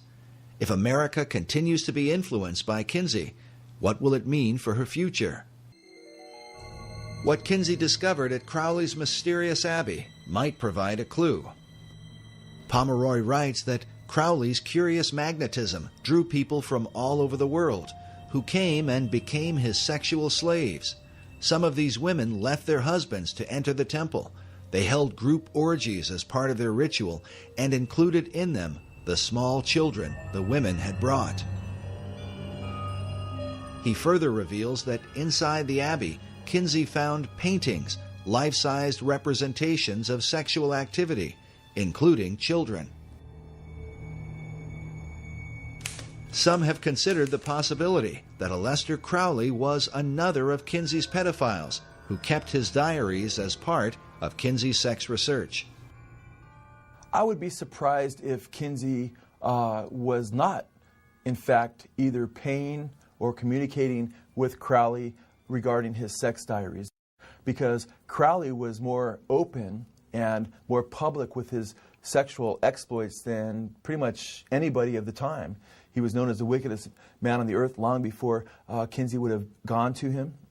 He was far more accessible than, say, a Nazi officer in Germany to Kinsey, and as ugly as Crowley was to so many people, he wasn't nearly as known, or there wasn't the reputation that there was with the Nazis. And at the same time, Crowley could have used the money in the 1940s. He had, he wasn't as rich as he was. He had spent a lot of his money, so he would have been more open to that. And then to see that Kinsey was actually reading Crowley's stuff, we know that from Pomeroy, And it would be hard to believe that he wasn't already working with Crowley and encouraging Crowley to continue on with his sexual exploits. One way or another, the net effect is the same. Kinsey was fostering much of the same revolution that Crowley had begun over in England and was helping continue what Crowley hoped would take place in the United States of America.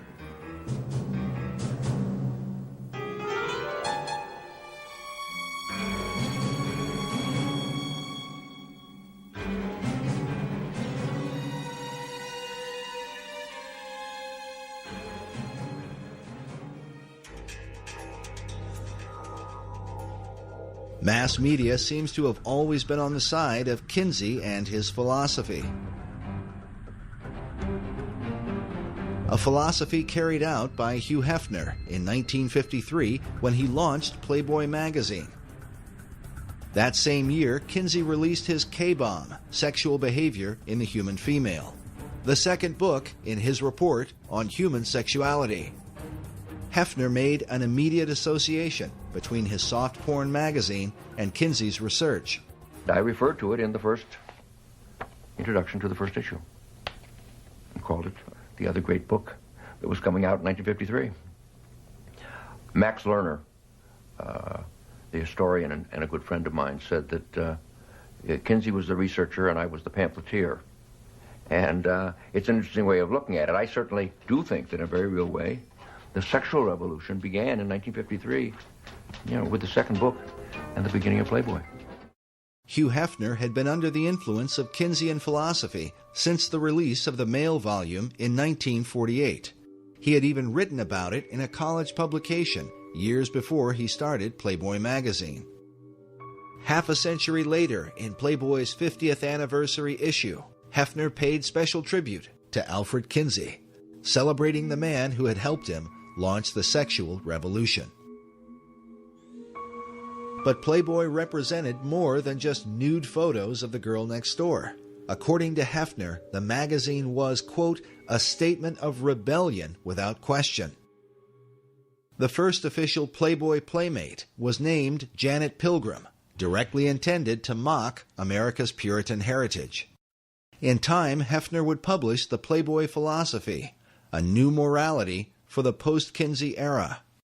Just as Kinsey had gone all over the country, preaching the message of sexual reform, Hefner followed his example, giving speeches, appearing on talk shows, and speaking in public forums as the pamphleteer for Kinsey's sexual revolution.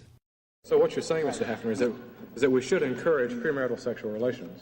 I think that we should encourage the notion that sex can be right and proper in marriage or out of marriage. In time, Hefner set up the Playboy Foundation, which became, quote, one of the major sources of income for the Kinsey Institute. But was Hefner's sexual revolution simply about giving consenting adults the right to alternative lifestyles? Or was there a hidden agenda within the pages of Playboy, one that would further the child sexual abuse also found in the Kinsey reports?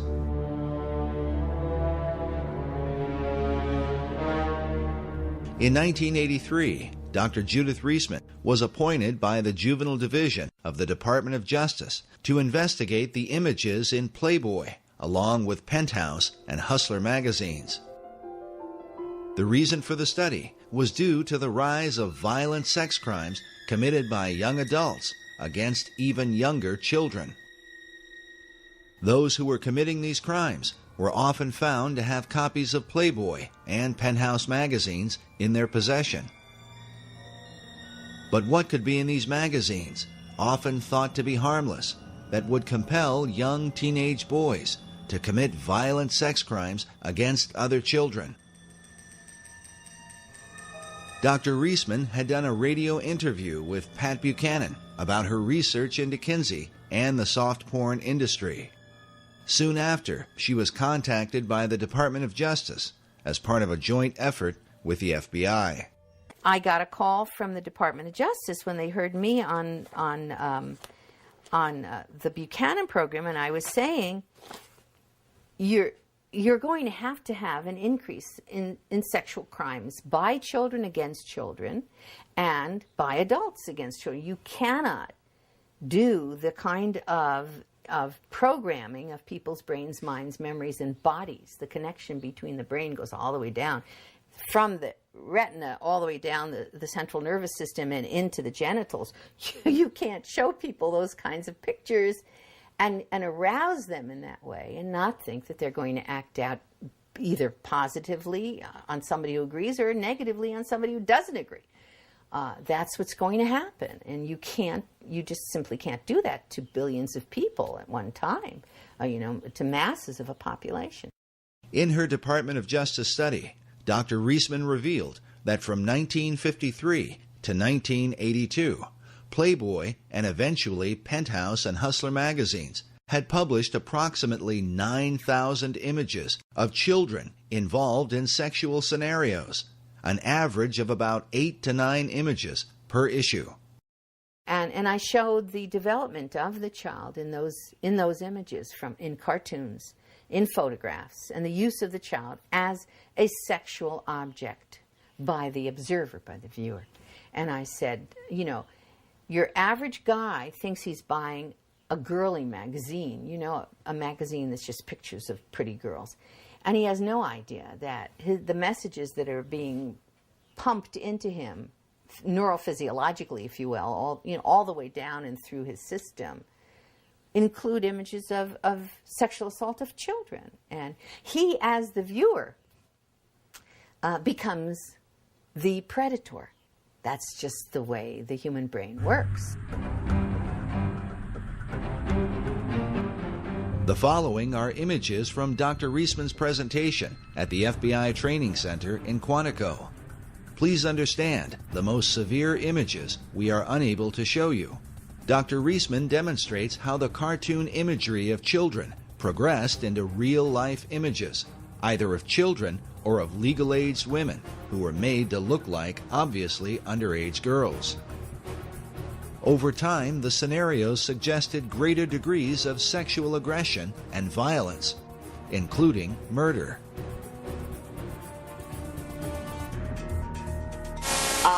That cartoon says, can you read it? Well, anyway, it says, thank you, good night, Betty Lou, thanks for a really swell evening. Now here, we do see the penis. One of the few cartoons that we have a male penis. Of course, it appears that the gentleman has murdered Betty Lou. She's tied up in one of these leaf bags. Now, I will challenge any of you in the next week or 2 weeks or month or 2 months or 3 months to drive along a road and see a garbage bag tied up like that, a leaf bag tied up like that, and not somehow flash back to this kind of fantasy image. Now, for you, it may not be a problem, but we have reason to suspect that for some publics, that kind of continual flashback in our subconscious constitutes a real problem.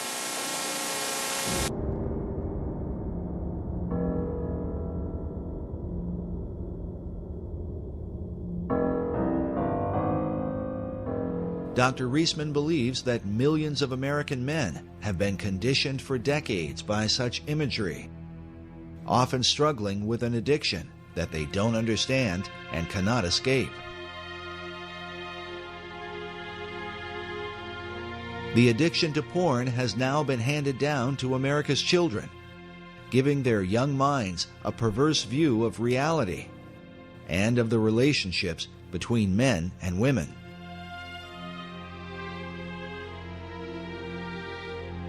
With mainstream soft porn magazines having normalized the idea of sex and violence against children, could this be, as Dr. Reisman has taught, the reason for the continued rise of child abductions, child molestation, and even child murder in our country?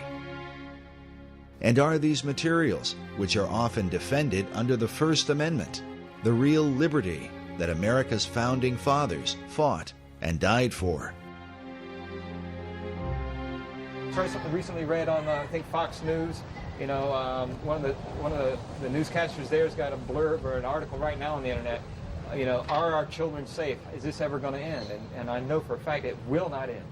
And it is only going to get worse unless something is done about pornography. The most damaging kinds of pornography are those that involve violence and sexual violence, because the wedding of those two forces, as I know only too well, brings about behavior that is just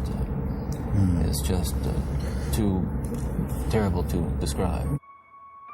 After seeing her presentation at their training center at Quantico, the FBI ordered all copies of Playboy and Penthouse magazines to be removed from the FBI Post-Exchange.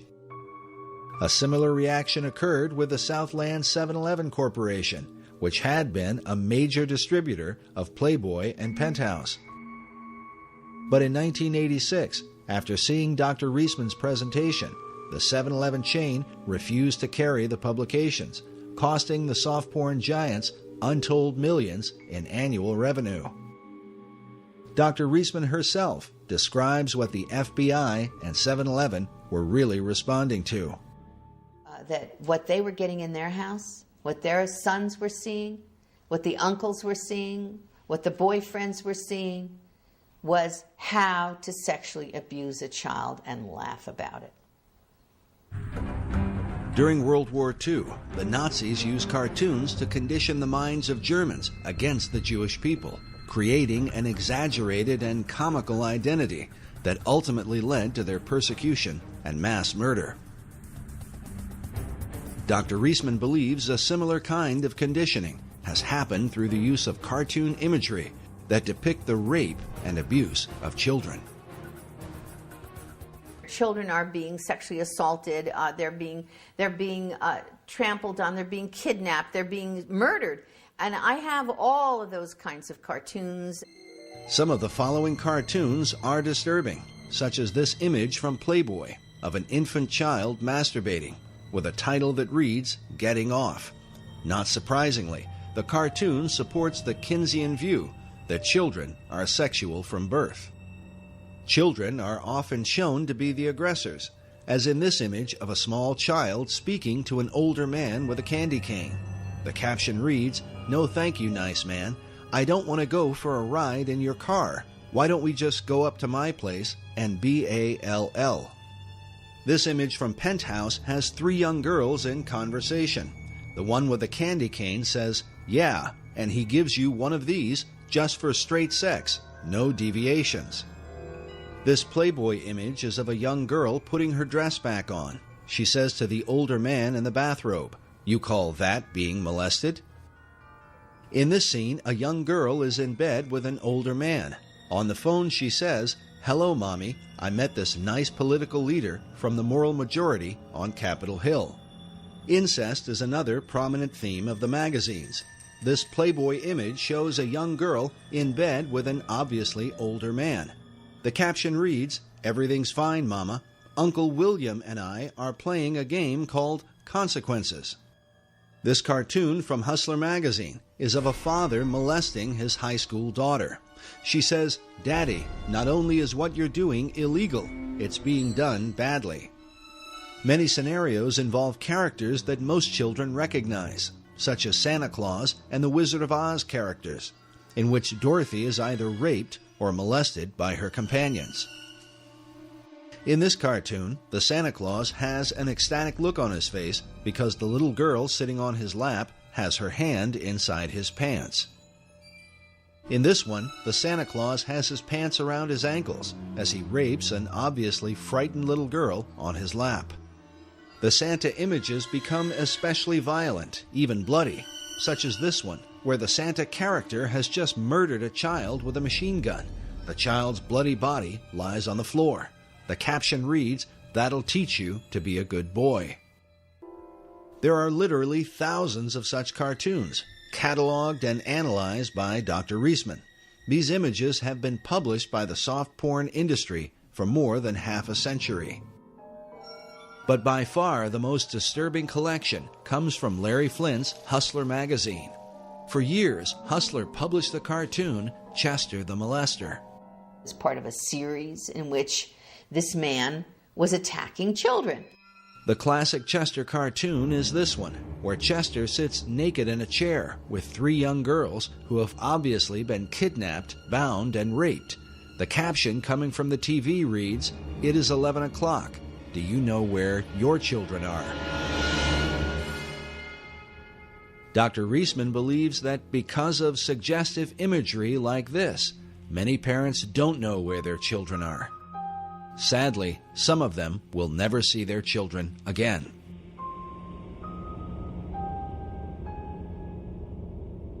Chester the Molester was the invention of Hustler's head cartoonist, Dwayne Tinsley, shown here in the 1985 documentary, Rated X, where he explains the character of Chester. And Chester's the character that I do for the magazine. He'd have this dirty old guy that would do anything to trap a young girl. When you say young girl, how young do you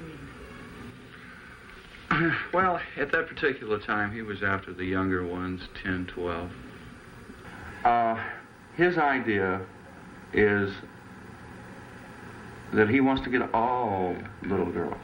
Look again carefully at this disturbing image, where Chester is writing information on a notepad, almost as if he were recording data like one of Kinsey's pedophiles.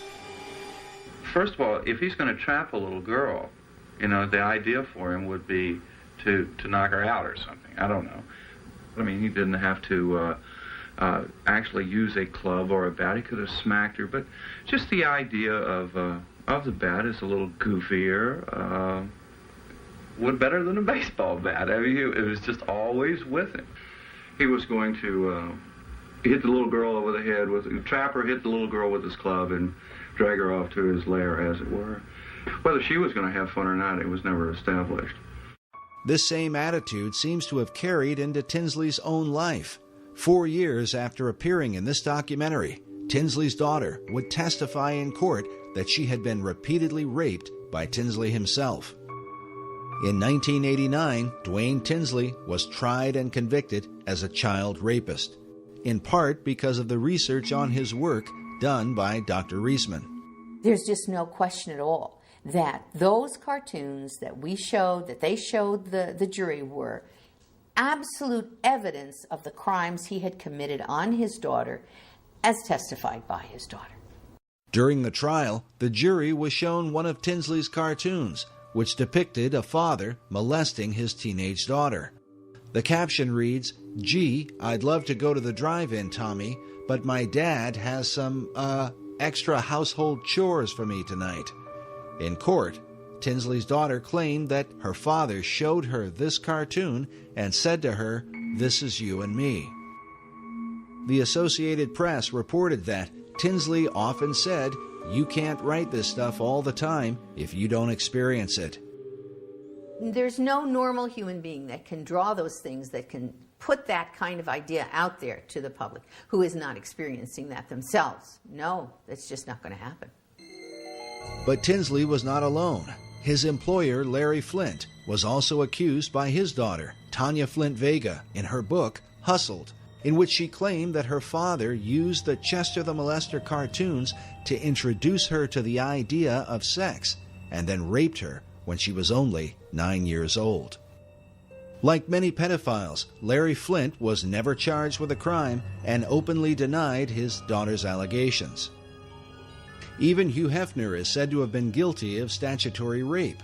According to biographer Russell Miller in his book, Bunny, The Real Story of Playboy, Hefner himself enjoyed making love to a schoolgirl who had attended his daughter's Sweet 16 birthday party. Miller's evidence was based on the testimony of the staff that worked in the Playboy mansion at the time. As with Larry Flint, Hefner was never charged with a crime. A major breakthrough for Hefner's Playboy magazine and child pornographers in general was the film Pretty Baby, starring Brooke Shields, a film briefly remembered during the recent controversy over the images of 15-year-old Miley Cyrus. Pretty Baby was the story of a 12-year-old girl who grows up with a prostitute mother and ends up losing her virginity in a whorehouse. People magazine ran a story saying Brooke Shields, 12, stirs a furor over child porn in films. Playboy featured images from the film, along with an interview with the film's director, Louis Malle. In the interview, Malle said, when Playboy requested a photo that would express my personal vision of eroticism, I sent a shot of my 2-year-old daughter, Justine, naked. This led to the photos above of Brooke Shields, whom I cast in the title role of my new film, Pretty Baby.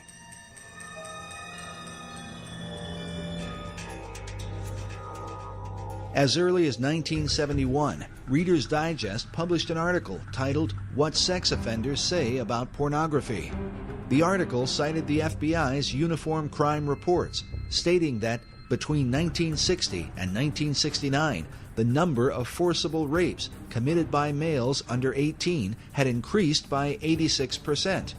It could be concluded that some force impelling towards sex crime has been operating on younger males in the United States. The period described by the FBI was one in which Playboy magazine had been the principal form of widespread pornography in America, especially the kind that would find its way into the hands of underage males. Then in the 1980s, the Surgeon General C. Everett Koop called pornography a clear and present danger to American public health. And who could forget the disturbing warning given by serial killer Ted Bundy in his final interview with Dr. James Dobson just hours before his execution in 1989. Listen, I'm no social scientist, and I haven't done a survey. I mean, I don't pretend that I know what John Q. Citizen thinks about this. But I've lived in prison for a long time now. And I've met a lot of men who were motivated to commit violence just like me. And without exception, every one of them was deeply involved in pornography, without question, without exception, deeply influenced and consumed by an addiction to pornography. Despite these warnings, the so-called soft porn industry has been normalized in America, partly because some of the most powerful social and political leaders of the last half-century have given interviews and appeared in these magazines, helping to make them part of America's mainstream. Perhaps most famous was Jimmy Carter's Playboy interview in 1976 as a presidential candidate. While ultimately considered a political blunder, it undoubtedly sent a message of acceptability to the up-and-coming generation, to those who, in time, would end up running the country. As such, what sort of decisions would they make on behalf of America's women and children? It is also important to consider that the warnings from Ted Bundy and the Surgeon General were given years before the widespread use of the Internet, where today pornography is available to the masses like never before in history. The Internet, I'm not trying to say is a real negative and dark thing. There's a lot of positive and good things coming out of the Internet, but people need to be aware of the dark element that the Internet provides to people. And it's in a very private, secret place, so people can keep can be anonymous. Whereas, 20, 30 years ago, to go to a porn shop, you'd have to go to a seedy part of town and people would recognize you. It's not that way anymore. It comes right into your house. And that's why I think it's so dangerous. The idea that pornography doesn't really hurt anyone is a fallacious argument. How many marriages, how many tens of thousands, perhaps millions of people are hurting in their relationships because of pornography? And the guy who watches porn is basically probably going to get addicted to the porn. And if he does ever get married, sex is never going to be right because he's going to be so obsessed with the pornography that's not even real anyways. I believe that God intended sex to be between a man and a woman, a husband and a wife. You want to explain the images on the computer? This is nothing right here. Just because you're not out with some other woman doesn't mean that you're not being unfaithful to our marriage. And what else do you need? What do you need? I want my husband to be faithful. I want my husband to be a father to his children. I don't want him in his office watching pornography and telling me that he's trying to meet deadlines.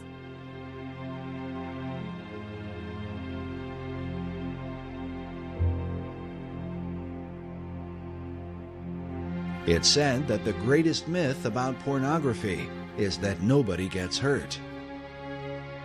Some even argue that porn is a healthy outlet for men and women alike. But has this really proven to be the case? Or does an addiction to porn create a kind of shadow person, someone who ends up leading a double life? One that the rest of those in his world can only wonder about. And when his dark secrets are finally brought into the light, what will be revealed?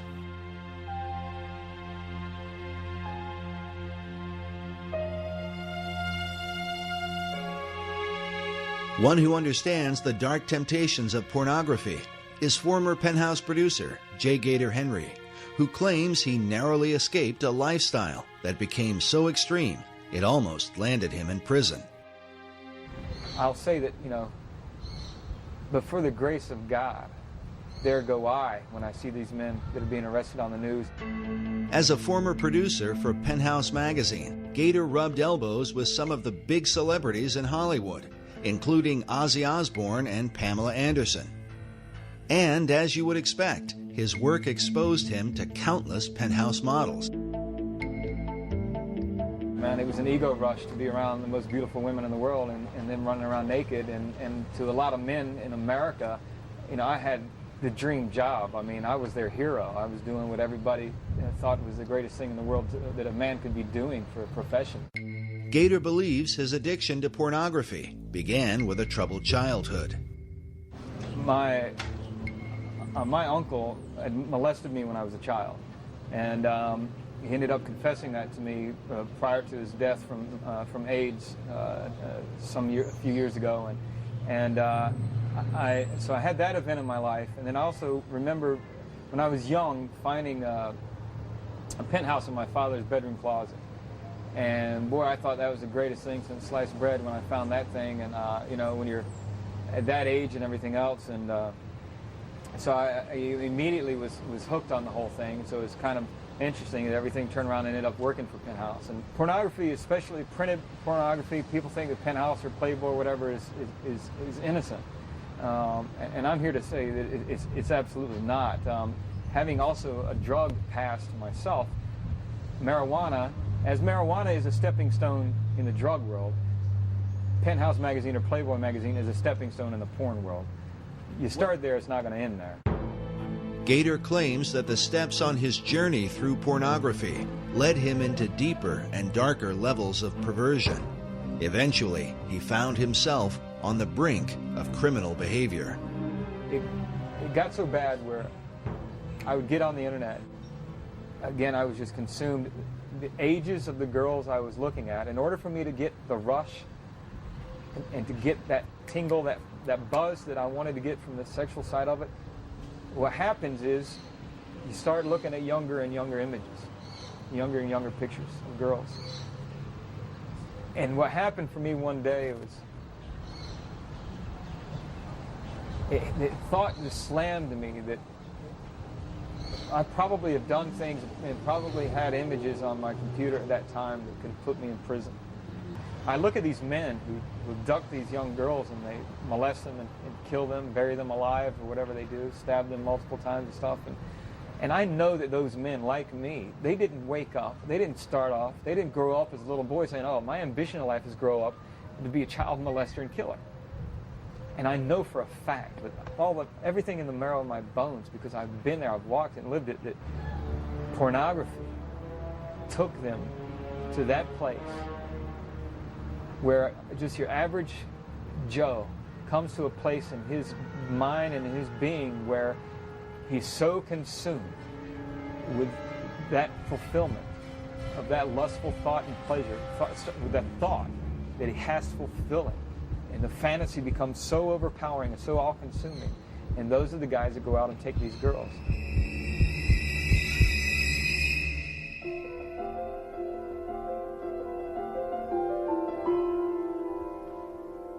Thankfully, Gator Henry says that in his case, he never reached that point of criminal behavior. Today, he tells others he found strength to turn away from his dark addiction through his faith in God. I remember it now, and I saw myself. How wretched I really was before him,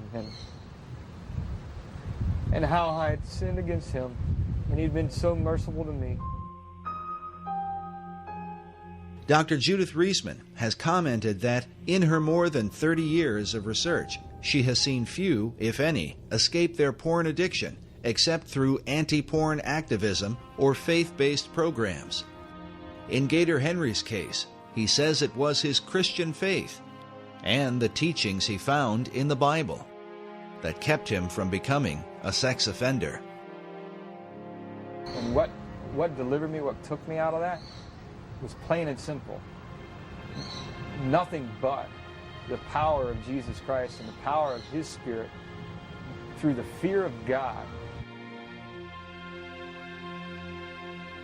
That fear might be summed up in the Gospel of Luke. When speaking about children, Jesus said, "It were better for a man that a millstone were hanged about his neck, and he cast into the sea, than that he should offend one of these little ones."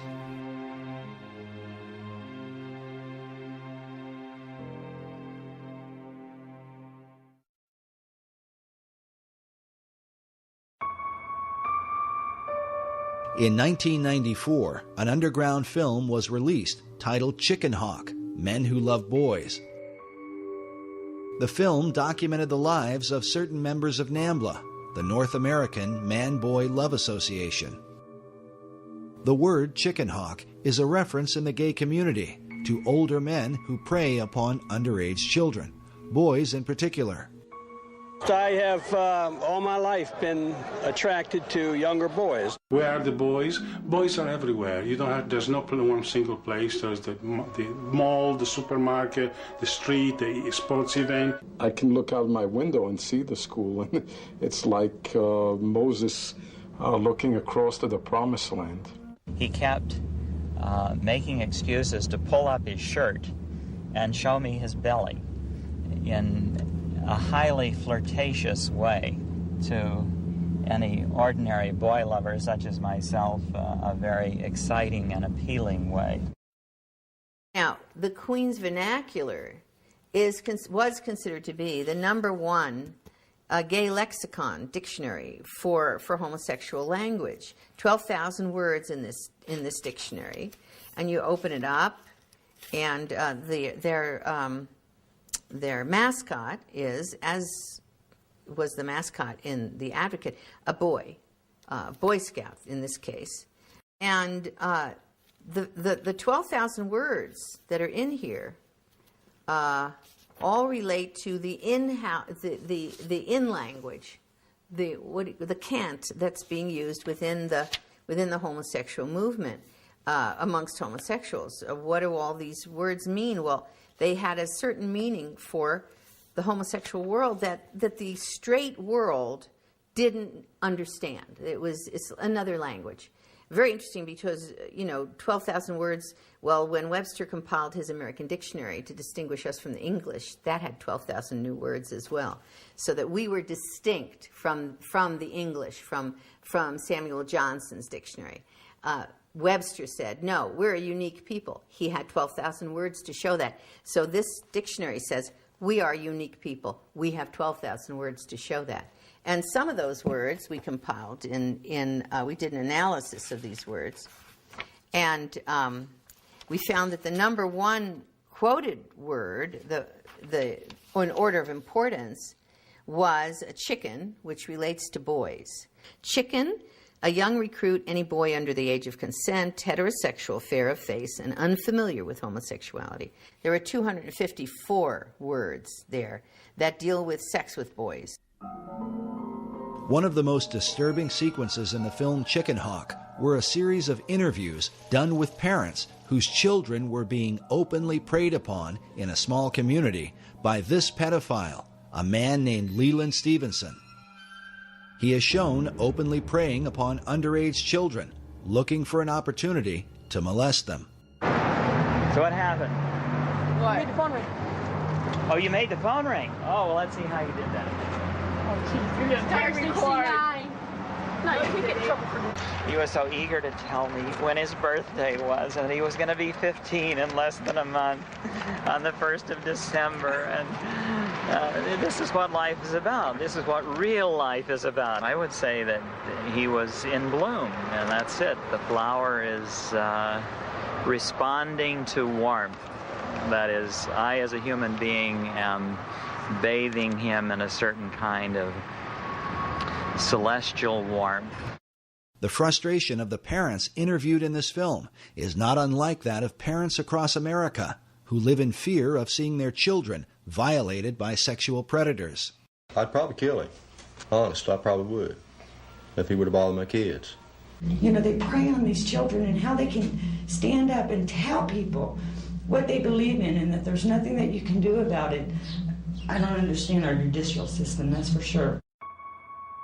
Chicken Hawk, Men Who Love Boys, stands as a powerful indicator of the damage done to America in its post-Kinsey era. We remind the audience that the group NAMBLA, who are the focus of this film, claim to take their inspiration directly from Alfred Kinsey. And while many in the gay community would deny that homosexuality is linked to pedophilia, it is worth noting that the very founder of the gay rights revolution, Harry Hay, consistently advocated the inclusion of NAMBLA in gay pride parades. In fact, here is a photo of Hay marching in a parade with the words, "NAMBLA walks with me," written on his back. Needless to say, Hay had been persuaded by his chief influence, Alfred Kinsey. Like Kinsey, many pedophiles refuse to acknowledge that their sexual involvement with children qualifies as child molestation. Kinsey said some of the most brilliant things imaginable about that. Pedophilia is an almost non-existent kind of crime, and the thing that he hated most about it is that people use words like child molestation. What is that? Nobody knows. Abuse of children? Are they talking about bollocks them against the ear or hitting them with a stovepipe? Are they talking about tickling them a little? Are you talking about fondling? You're going to put fondling and death attacks in the same group? As Kinsey said, by this kind of paranoia, you do the child more damage for life than all the pedophiles in the world would do. Is it true that a vast majority of homosexual men admit to having engaged in pedophilia at some point? Oh, yeah, surely. There's a vast majority of homosexual males are on record within the homosexual literature itself. Even the Advocate admitted to at minimum 21%, and we had up to 70-some% by other homosexual publications and researchers. And one of them, one of the research publications came out of the Kinsey Institute. And we have this high rate of AIDS amongst young men who've been infected as boys, which means that they were basically being sexually assaulted. This is what I consider mass murder when you're talking about thousands of boys who have been molested by men who end up with AIDS. And we have a statement by one of the, in the Advocate, by one of the leaders in the homosexual movement who says, these boys are being used as sex toys, he says, I know that, by many homosexual males. He says they don't seem to think it matters. It doesn't matter to them because they're perceiving of these boys as sexual toys, and they're assuming that the boys, quote, like it. Well, it's back to the same old business of she says no, no, no, but she really means yes, yes, yes, but it's applied to young boys.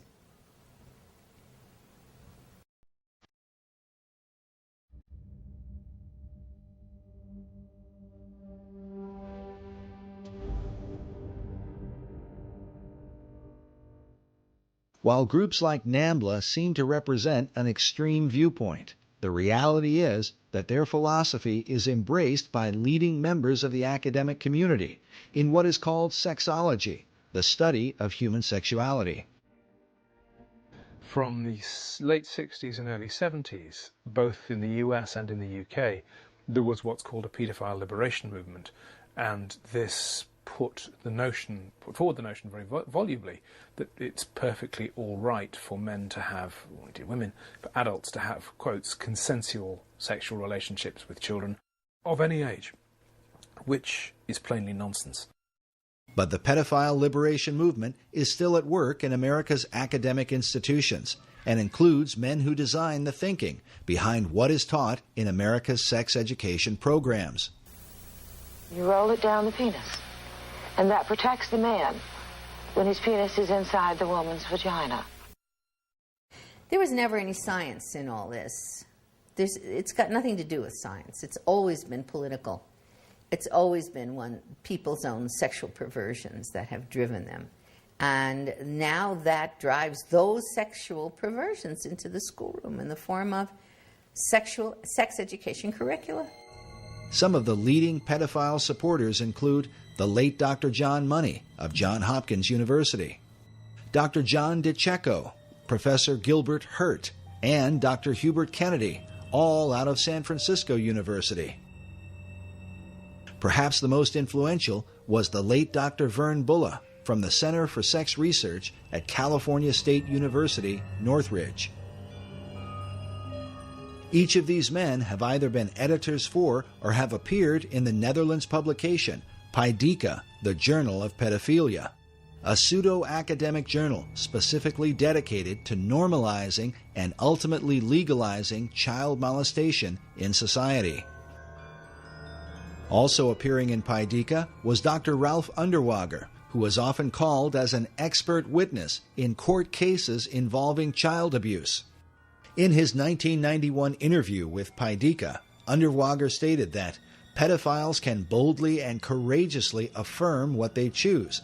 They can say that what they want is to find the best way to love, an acceptable expression of God's will for love and unity.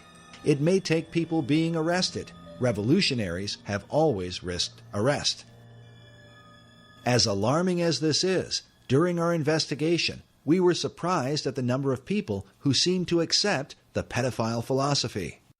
And how do you feel about the issue of child pornography? I kind of think that it probably doesn't make sense in the same way that nothing else makes sense, but unlike a lot of people who just have this visceral reaction to it, I kind of feel like if people are having sex and if they just want to do it, openly, it really shouldn't make a difference what age people are. It's our strict laws that result in so many of these kids being killed by child molesters because they're so afraid of what would happen to them if they get caught. It's a direct result of our stringent laws. I mean, I think everybody's got to be broken in somehow, and ever since the dawn of man, it's been a normal thing where people, when they're young and don't know anything, get broken in by somebody. If they're old enough to bleed, it's all good, as far as women are concerned. Today, the two leading institutes that promote pedophilia are the Kinsey Institute in Bloomington, Indiana, which receives more than $700,000 a year in taxpayer funding, and in San Francisco, the Institute for the Advanced Study of Human Sexuality, a private institution founded by Kinsey's homosexual lover and co-author Wardell B. Pomeroy. Despite its storefront appearance, the Institute is said to be the Harvard University for all human sexuality training. This institute creates the PhDs, the master's degree people, the teachers, the bachelor's degrees, the safe sex educators, and a whole variety of other AIDS prevention people that go into the schoolrooms all over the country and teach children about homosexuality, heterosexuality, bisexuality, bestiality, condoms, and all the rest of it. Teach sex. In all cases, these are people who are Kinseyan trained. On their official website, the Institute states that there need to be sociosexual activities available to those disadvantaged because of age. Some believe this is a veiled reference to children, and that the Institute calls them disadvantaged because it's illegal for them to engage in sex. Can this really be the case? We decided to pay a visit to the Institute and question them about this and some other information on their website. Even if it's 2 minutes, the opinion... No, I really can't. No, can you answer one question for us, sir? Needless to say, our initial attempts were met with resistance. Can we get just one answer? On your website, which you make public, you say that you help those who are disadvantaged because they're aged sexually. Does that add up to endorsing pedophilia? We do not endorse anything of that. I would strongly recommend that you turn the camera off and leave right now. This is private property. Get out. Despite what appears to have been a denial, the Institute's website declares it is the sexual right of all people to engage in sexual acts or activities of any kind whatsoever, and that people have the right to sexual entertainment, including sexually explicit materials dealing with the full range of sexual behavior. If taken literally, these so-called rights would obviously include pedophilia and child pornography.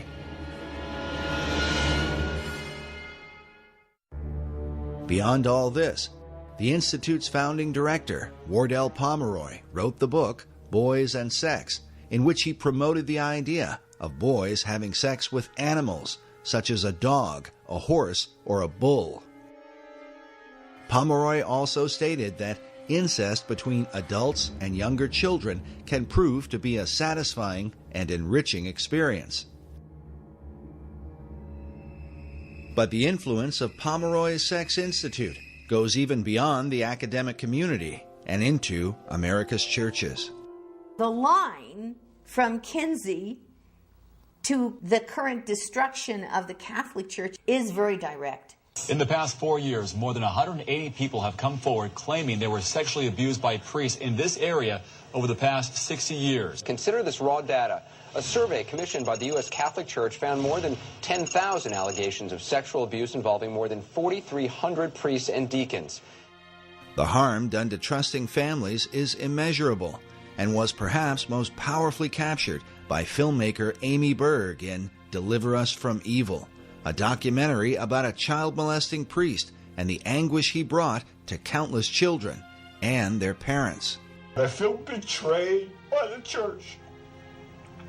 The church has betrayed me and my family, and they destroyed it. When the Vatican II comes through and the whole notion of liberalizing the church emerges, this group of sexologists or psychologists who are trained by them go into the clergy, goes into the Catholic Church to help decide who makes a good priest. They throw out all the Orthodox applicants, and people who kind of are unsure or who are very sure, who are rather homosexual or something, they get put through.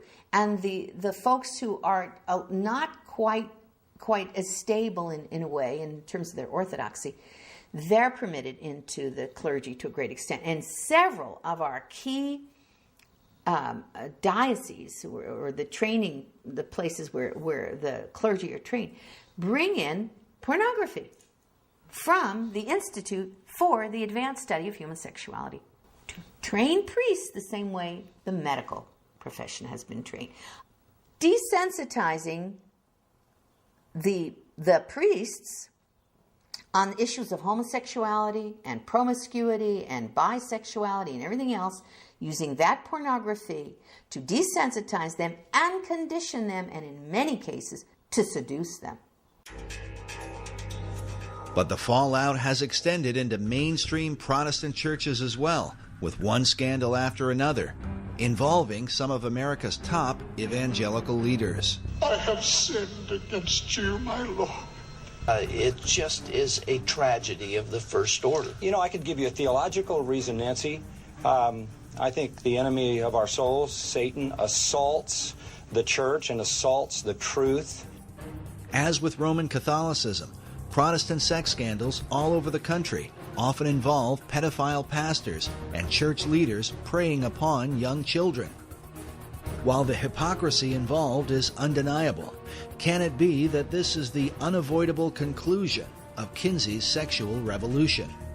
A society so overwhelmed with temptation that even the most would-be pious members find it all but impossible to resist.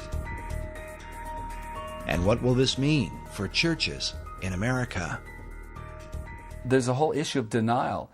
We have turned our back on understanding that this is a significant, profound problem in the church. And I think that there needs to be an awareness and education, and I think that pastors need to address it from the pulpit. Jeff Reinke is the marriage and family pastor of North Coast Calvary Chapel in Carlsbad, California. He believes that what we currently know about men struggling with sexual addiction in American churches is far worse than many Christian leaders are willing to admit. I am grieved at the lack of moral outrage that there is lacking today in our culture, and particularly in the church, in the whole area of sexual perversion. I believe it is the Mount Whitney. I think addiction, and particularly sexual addiction, is the Mount Whitney of sin in the church today. If I could use a more effective metaphor, I really think it's like an iceberg, is we just barely see the tip of it. But underneath the surface, there is such deep denial, and that denial is led to personal destruction, I think, particularly with men. This is nothing, right? This is nothing. Don't mean anything. This is nothing. I mean, I'm looking at a few pictures. Would you rather I'm actually with another girl?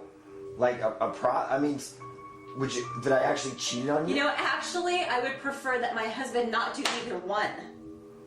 Are you trying to give me an option? It's either a prostitute or the computer? There's not a week that goes by in my own counseling practice that I am not counseling a couple, that I don't get a phone call or an email in regards to sexual addiction. I had a wife whose husband is a lawyer in the area, and she's filing for divorce. For the last 6 years, he's been caught in prostitution, in pornography, in striptease centers and so forth. And she asked me this question. She said, how is it that he could call himself a Christian for the last 5 years, that he's been struggling with this stuff? How can he call himself a Christian? Could you tell me that, Pastor? When is it going to stop with you?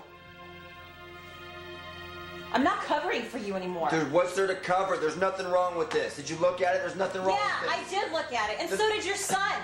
Yeah? So what? What kind of a father have you become? Now you're going to talk about me being a father? It's going to stop, and it's going to stop now. It already stopped.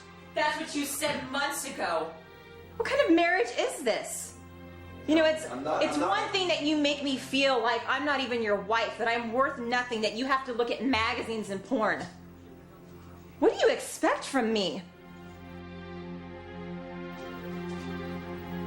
I can't even look at you anymore. How do I explain this to your children? You know, you've got a problem, and now you've made it ours.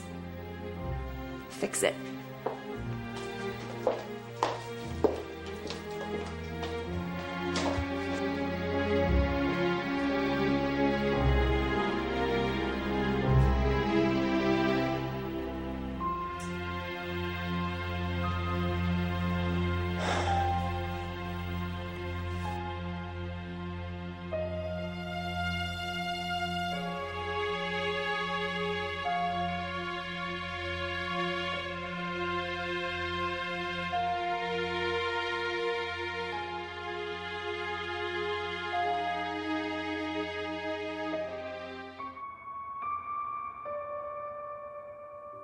With so much devastation affecting America at many levels, the question is, why hasn't something been done about Kinsey's dark legacy?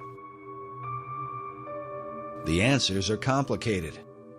Many brush off the continued influence of Kinsey and his disciples because they are told that things have gotten better because of them. It is often reported that sex crimes are diminishing in America, and that rape has supposedly declined by 85% since 1970.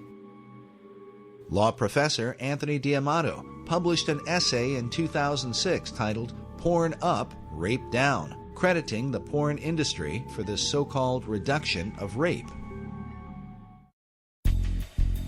But leading members of law enforcement strongly disagree. Denver Police Lieutenant James D. Ponzi is a Regis University professor whose research on crime statistics has been presented at Harvard University and published in police journals across the country. Ponzi was quoted in Police Beat in May of 2005. He said, "In 1998, Shannon Schreiber was raped and murdered. The lawsuit her parents filed revealed the practice of downgrading sexual crimes. Departments cooked the books to lower crime rates." Lieutenant Ponzi got emails from different departments all over the country regarding statistics being altered in their cities. Ponzi said these lower rape statistics don't reflect what is truly happening in sex-related crimes. The reason for the deception is political pressure to lower crime rates, as partly exposed by U.S. News and World Report. In April of 2000, they wrote, "Facing political heat to cut crime in the city, investigators in the New York Sex Crime Unit sat on thousands of reports of rapes and other sexual assaults." Police Captain Rich Costello stated that the way crime was solved was with an eraser. In that same year, it was also reported that the FBI conducted a limited investigation and discovered that PPD had failed to report between 13,000 and 37,000 major crimes. Lieutenant Colonel Dave Grossman is a West Point psychology professor and Pulitzer Prize nominee. He is a renowned expert in human aggression and co-author of the book, Stop Teaching Our Kids to Kill. On crime statistics, he says, the downturn in violent crime in the U.S. in the 1990s is very deceptive. Violent crime is still about 5 times greater today per capita than it was in 1957. Grossman says the biggest factor for the lower crime rates is that we are lying about the data. One of the tactics used is to manipulate statistics in a way that gives a false impression to the public. For example, at the beginning of this film, we told you that some 58,200 children are abducted each year by non-family members. This report from the Department of Justice goes on to say that only 115 of these are stereotypical kidnappings. But they define stereotypical kidnapping to include children who are held for ransom or transported a distance of 50 or more miles. The report goes on to say that of the 58,200 children abducted, about half of the victims were sexually assaulted. While most people will be left thinking only about 115 kids, the reality is that at least 29,000 children are kidnapped and raped in America each year. The report also says that this is an underestimate. Researchers like Lieutenant James Ponzi, who we spoke with during our investigation, believe that the real number is much higher than anyone is able to document. As parents and guardians, we should consider again carefully the words of former prosecutor Ann Bremner. And we also see in a lot of these kidnapping and death cases recently by sex offenders that your child can be lost in just an instant. So I think you have to be vigilant at all times. Be vigilant at all times.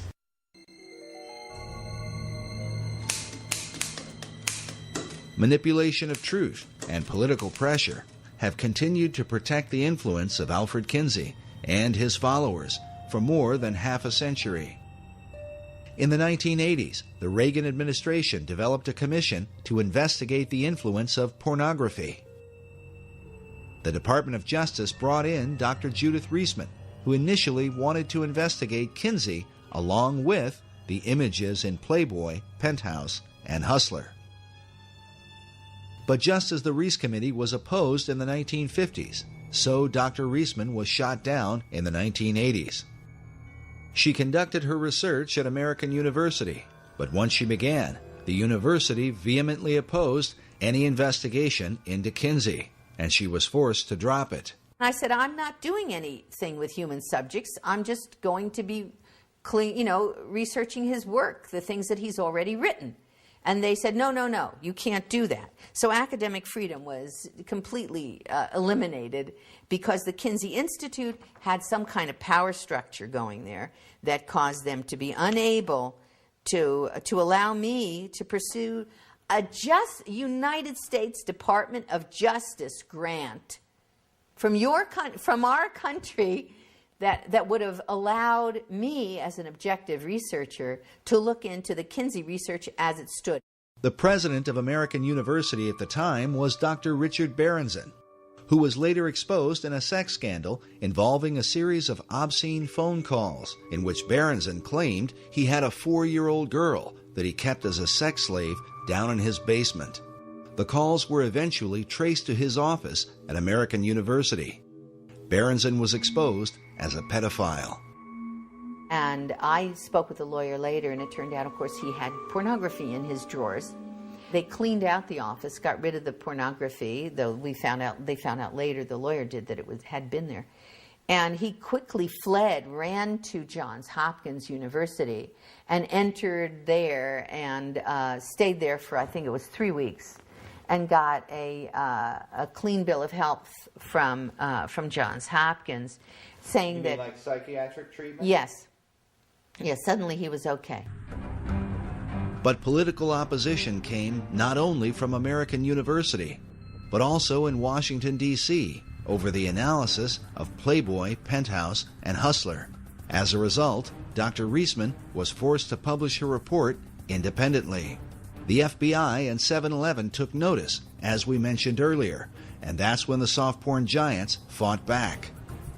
In her book, The Powerhouse, journalist Susan B. Trento documents how Playboy and Penthouse magazines hired a Washington-based PR firm named Gray & Company to create a media blitz that would discredit Dr. Reisman and the entire Reagan Commission on pornography. She writes that dealing with Judith Reisman was not difficult. Since Reisman was without political savvy and lacked allies, she made a most appealing target for discrediting. Trento says that Gray & Company charged between $50,000 and $75,000 per month for the campaign against Dr. Reisman, and that for this particular account, much of the cost was borne by Playboy. Penthouse also provided funding. Because of the controversy, it would be a decade later before Dr. Reisman's research would be officially embraced by the Department of Justice. In a letter written by past administrator Robert Sweet, he says, while the massive affluent sex industry has employed nearly every technique in their arsenal short of violence to stop Dr. Reisman's work, they have not shown her findings to be incorrect or methodologically flawed in even the smallest detail. Why don't you care more about the children than you do about protecting the finances of the sex industry and the sex establishment? Yes, Judah. Right, the sex industry. So, tell me about this sex industry. Dr. Reisman has for years argued against the harmful impact of the sex industry on America's children. Many of the PhDs who teach in our universities have not only been associated with the Journal of Pedophilia, but have also served as the board members for pornographic magazines like Penthouse Forum. These are the people who have designed the programs for sex education in America. Because Kinsey chose to define the pain and suffering of abused children as orgasm, he then argued that children were sexual from birth and should be taught about having sex as soon as possible. While most who promote the programs probably don't know it, this thinking is what lies behind the idea of teaching sex education to kindergartners. I remember him using this in his campaign against me, saying Barack Obama supports teaching sex education to kindergartners. And, which I didn't know what to tell him.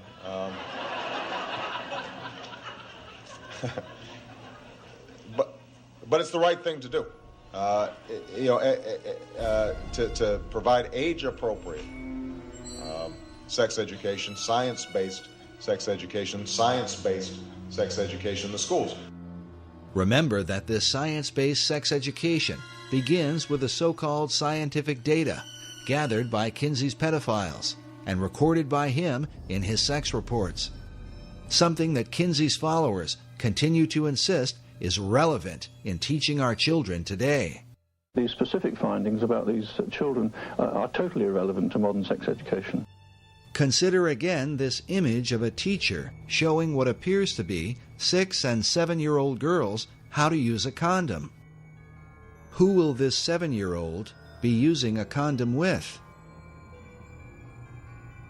When you consider that the PhDs who have designed these programs openly support the pedophile philosophy, we can only wonder, is sex education really intended to protect America's children, or to condition them for seduction at the hands of a child molester?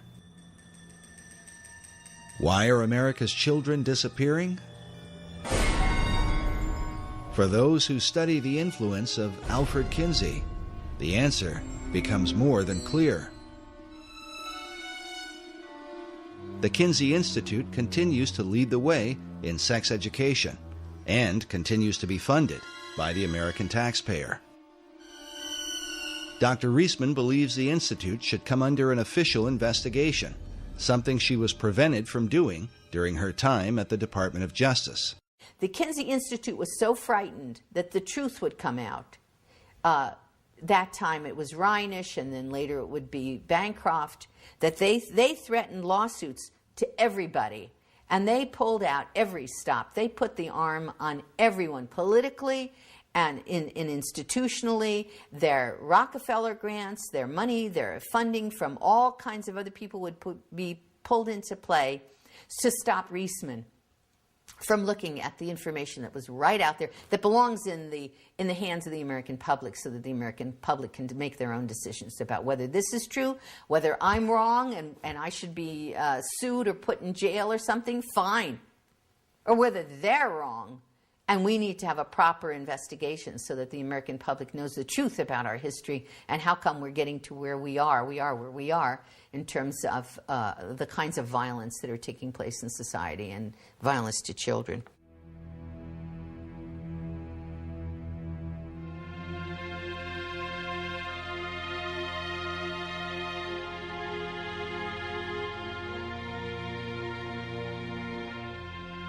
We are told that our founding fathers went to war so that America might be free. But how they would respond, we can only wonder, if they could see our country today and witness how we now define that original liberty for which brave men fought and died.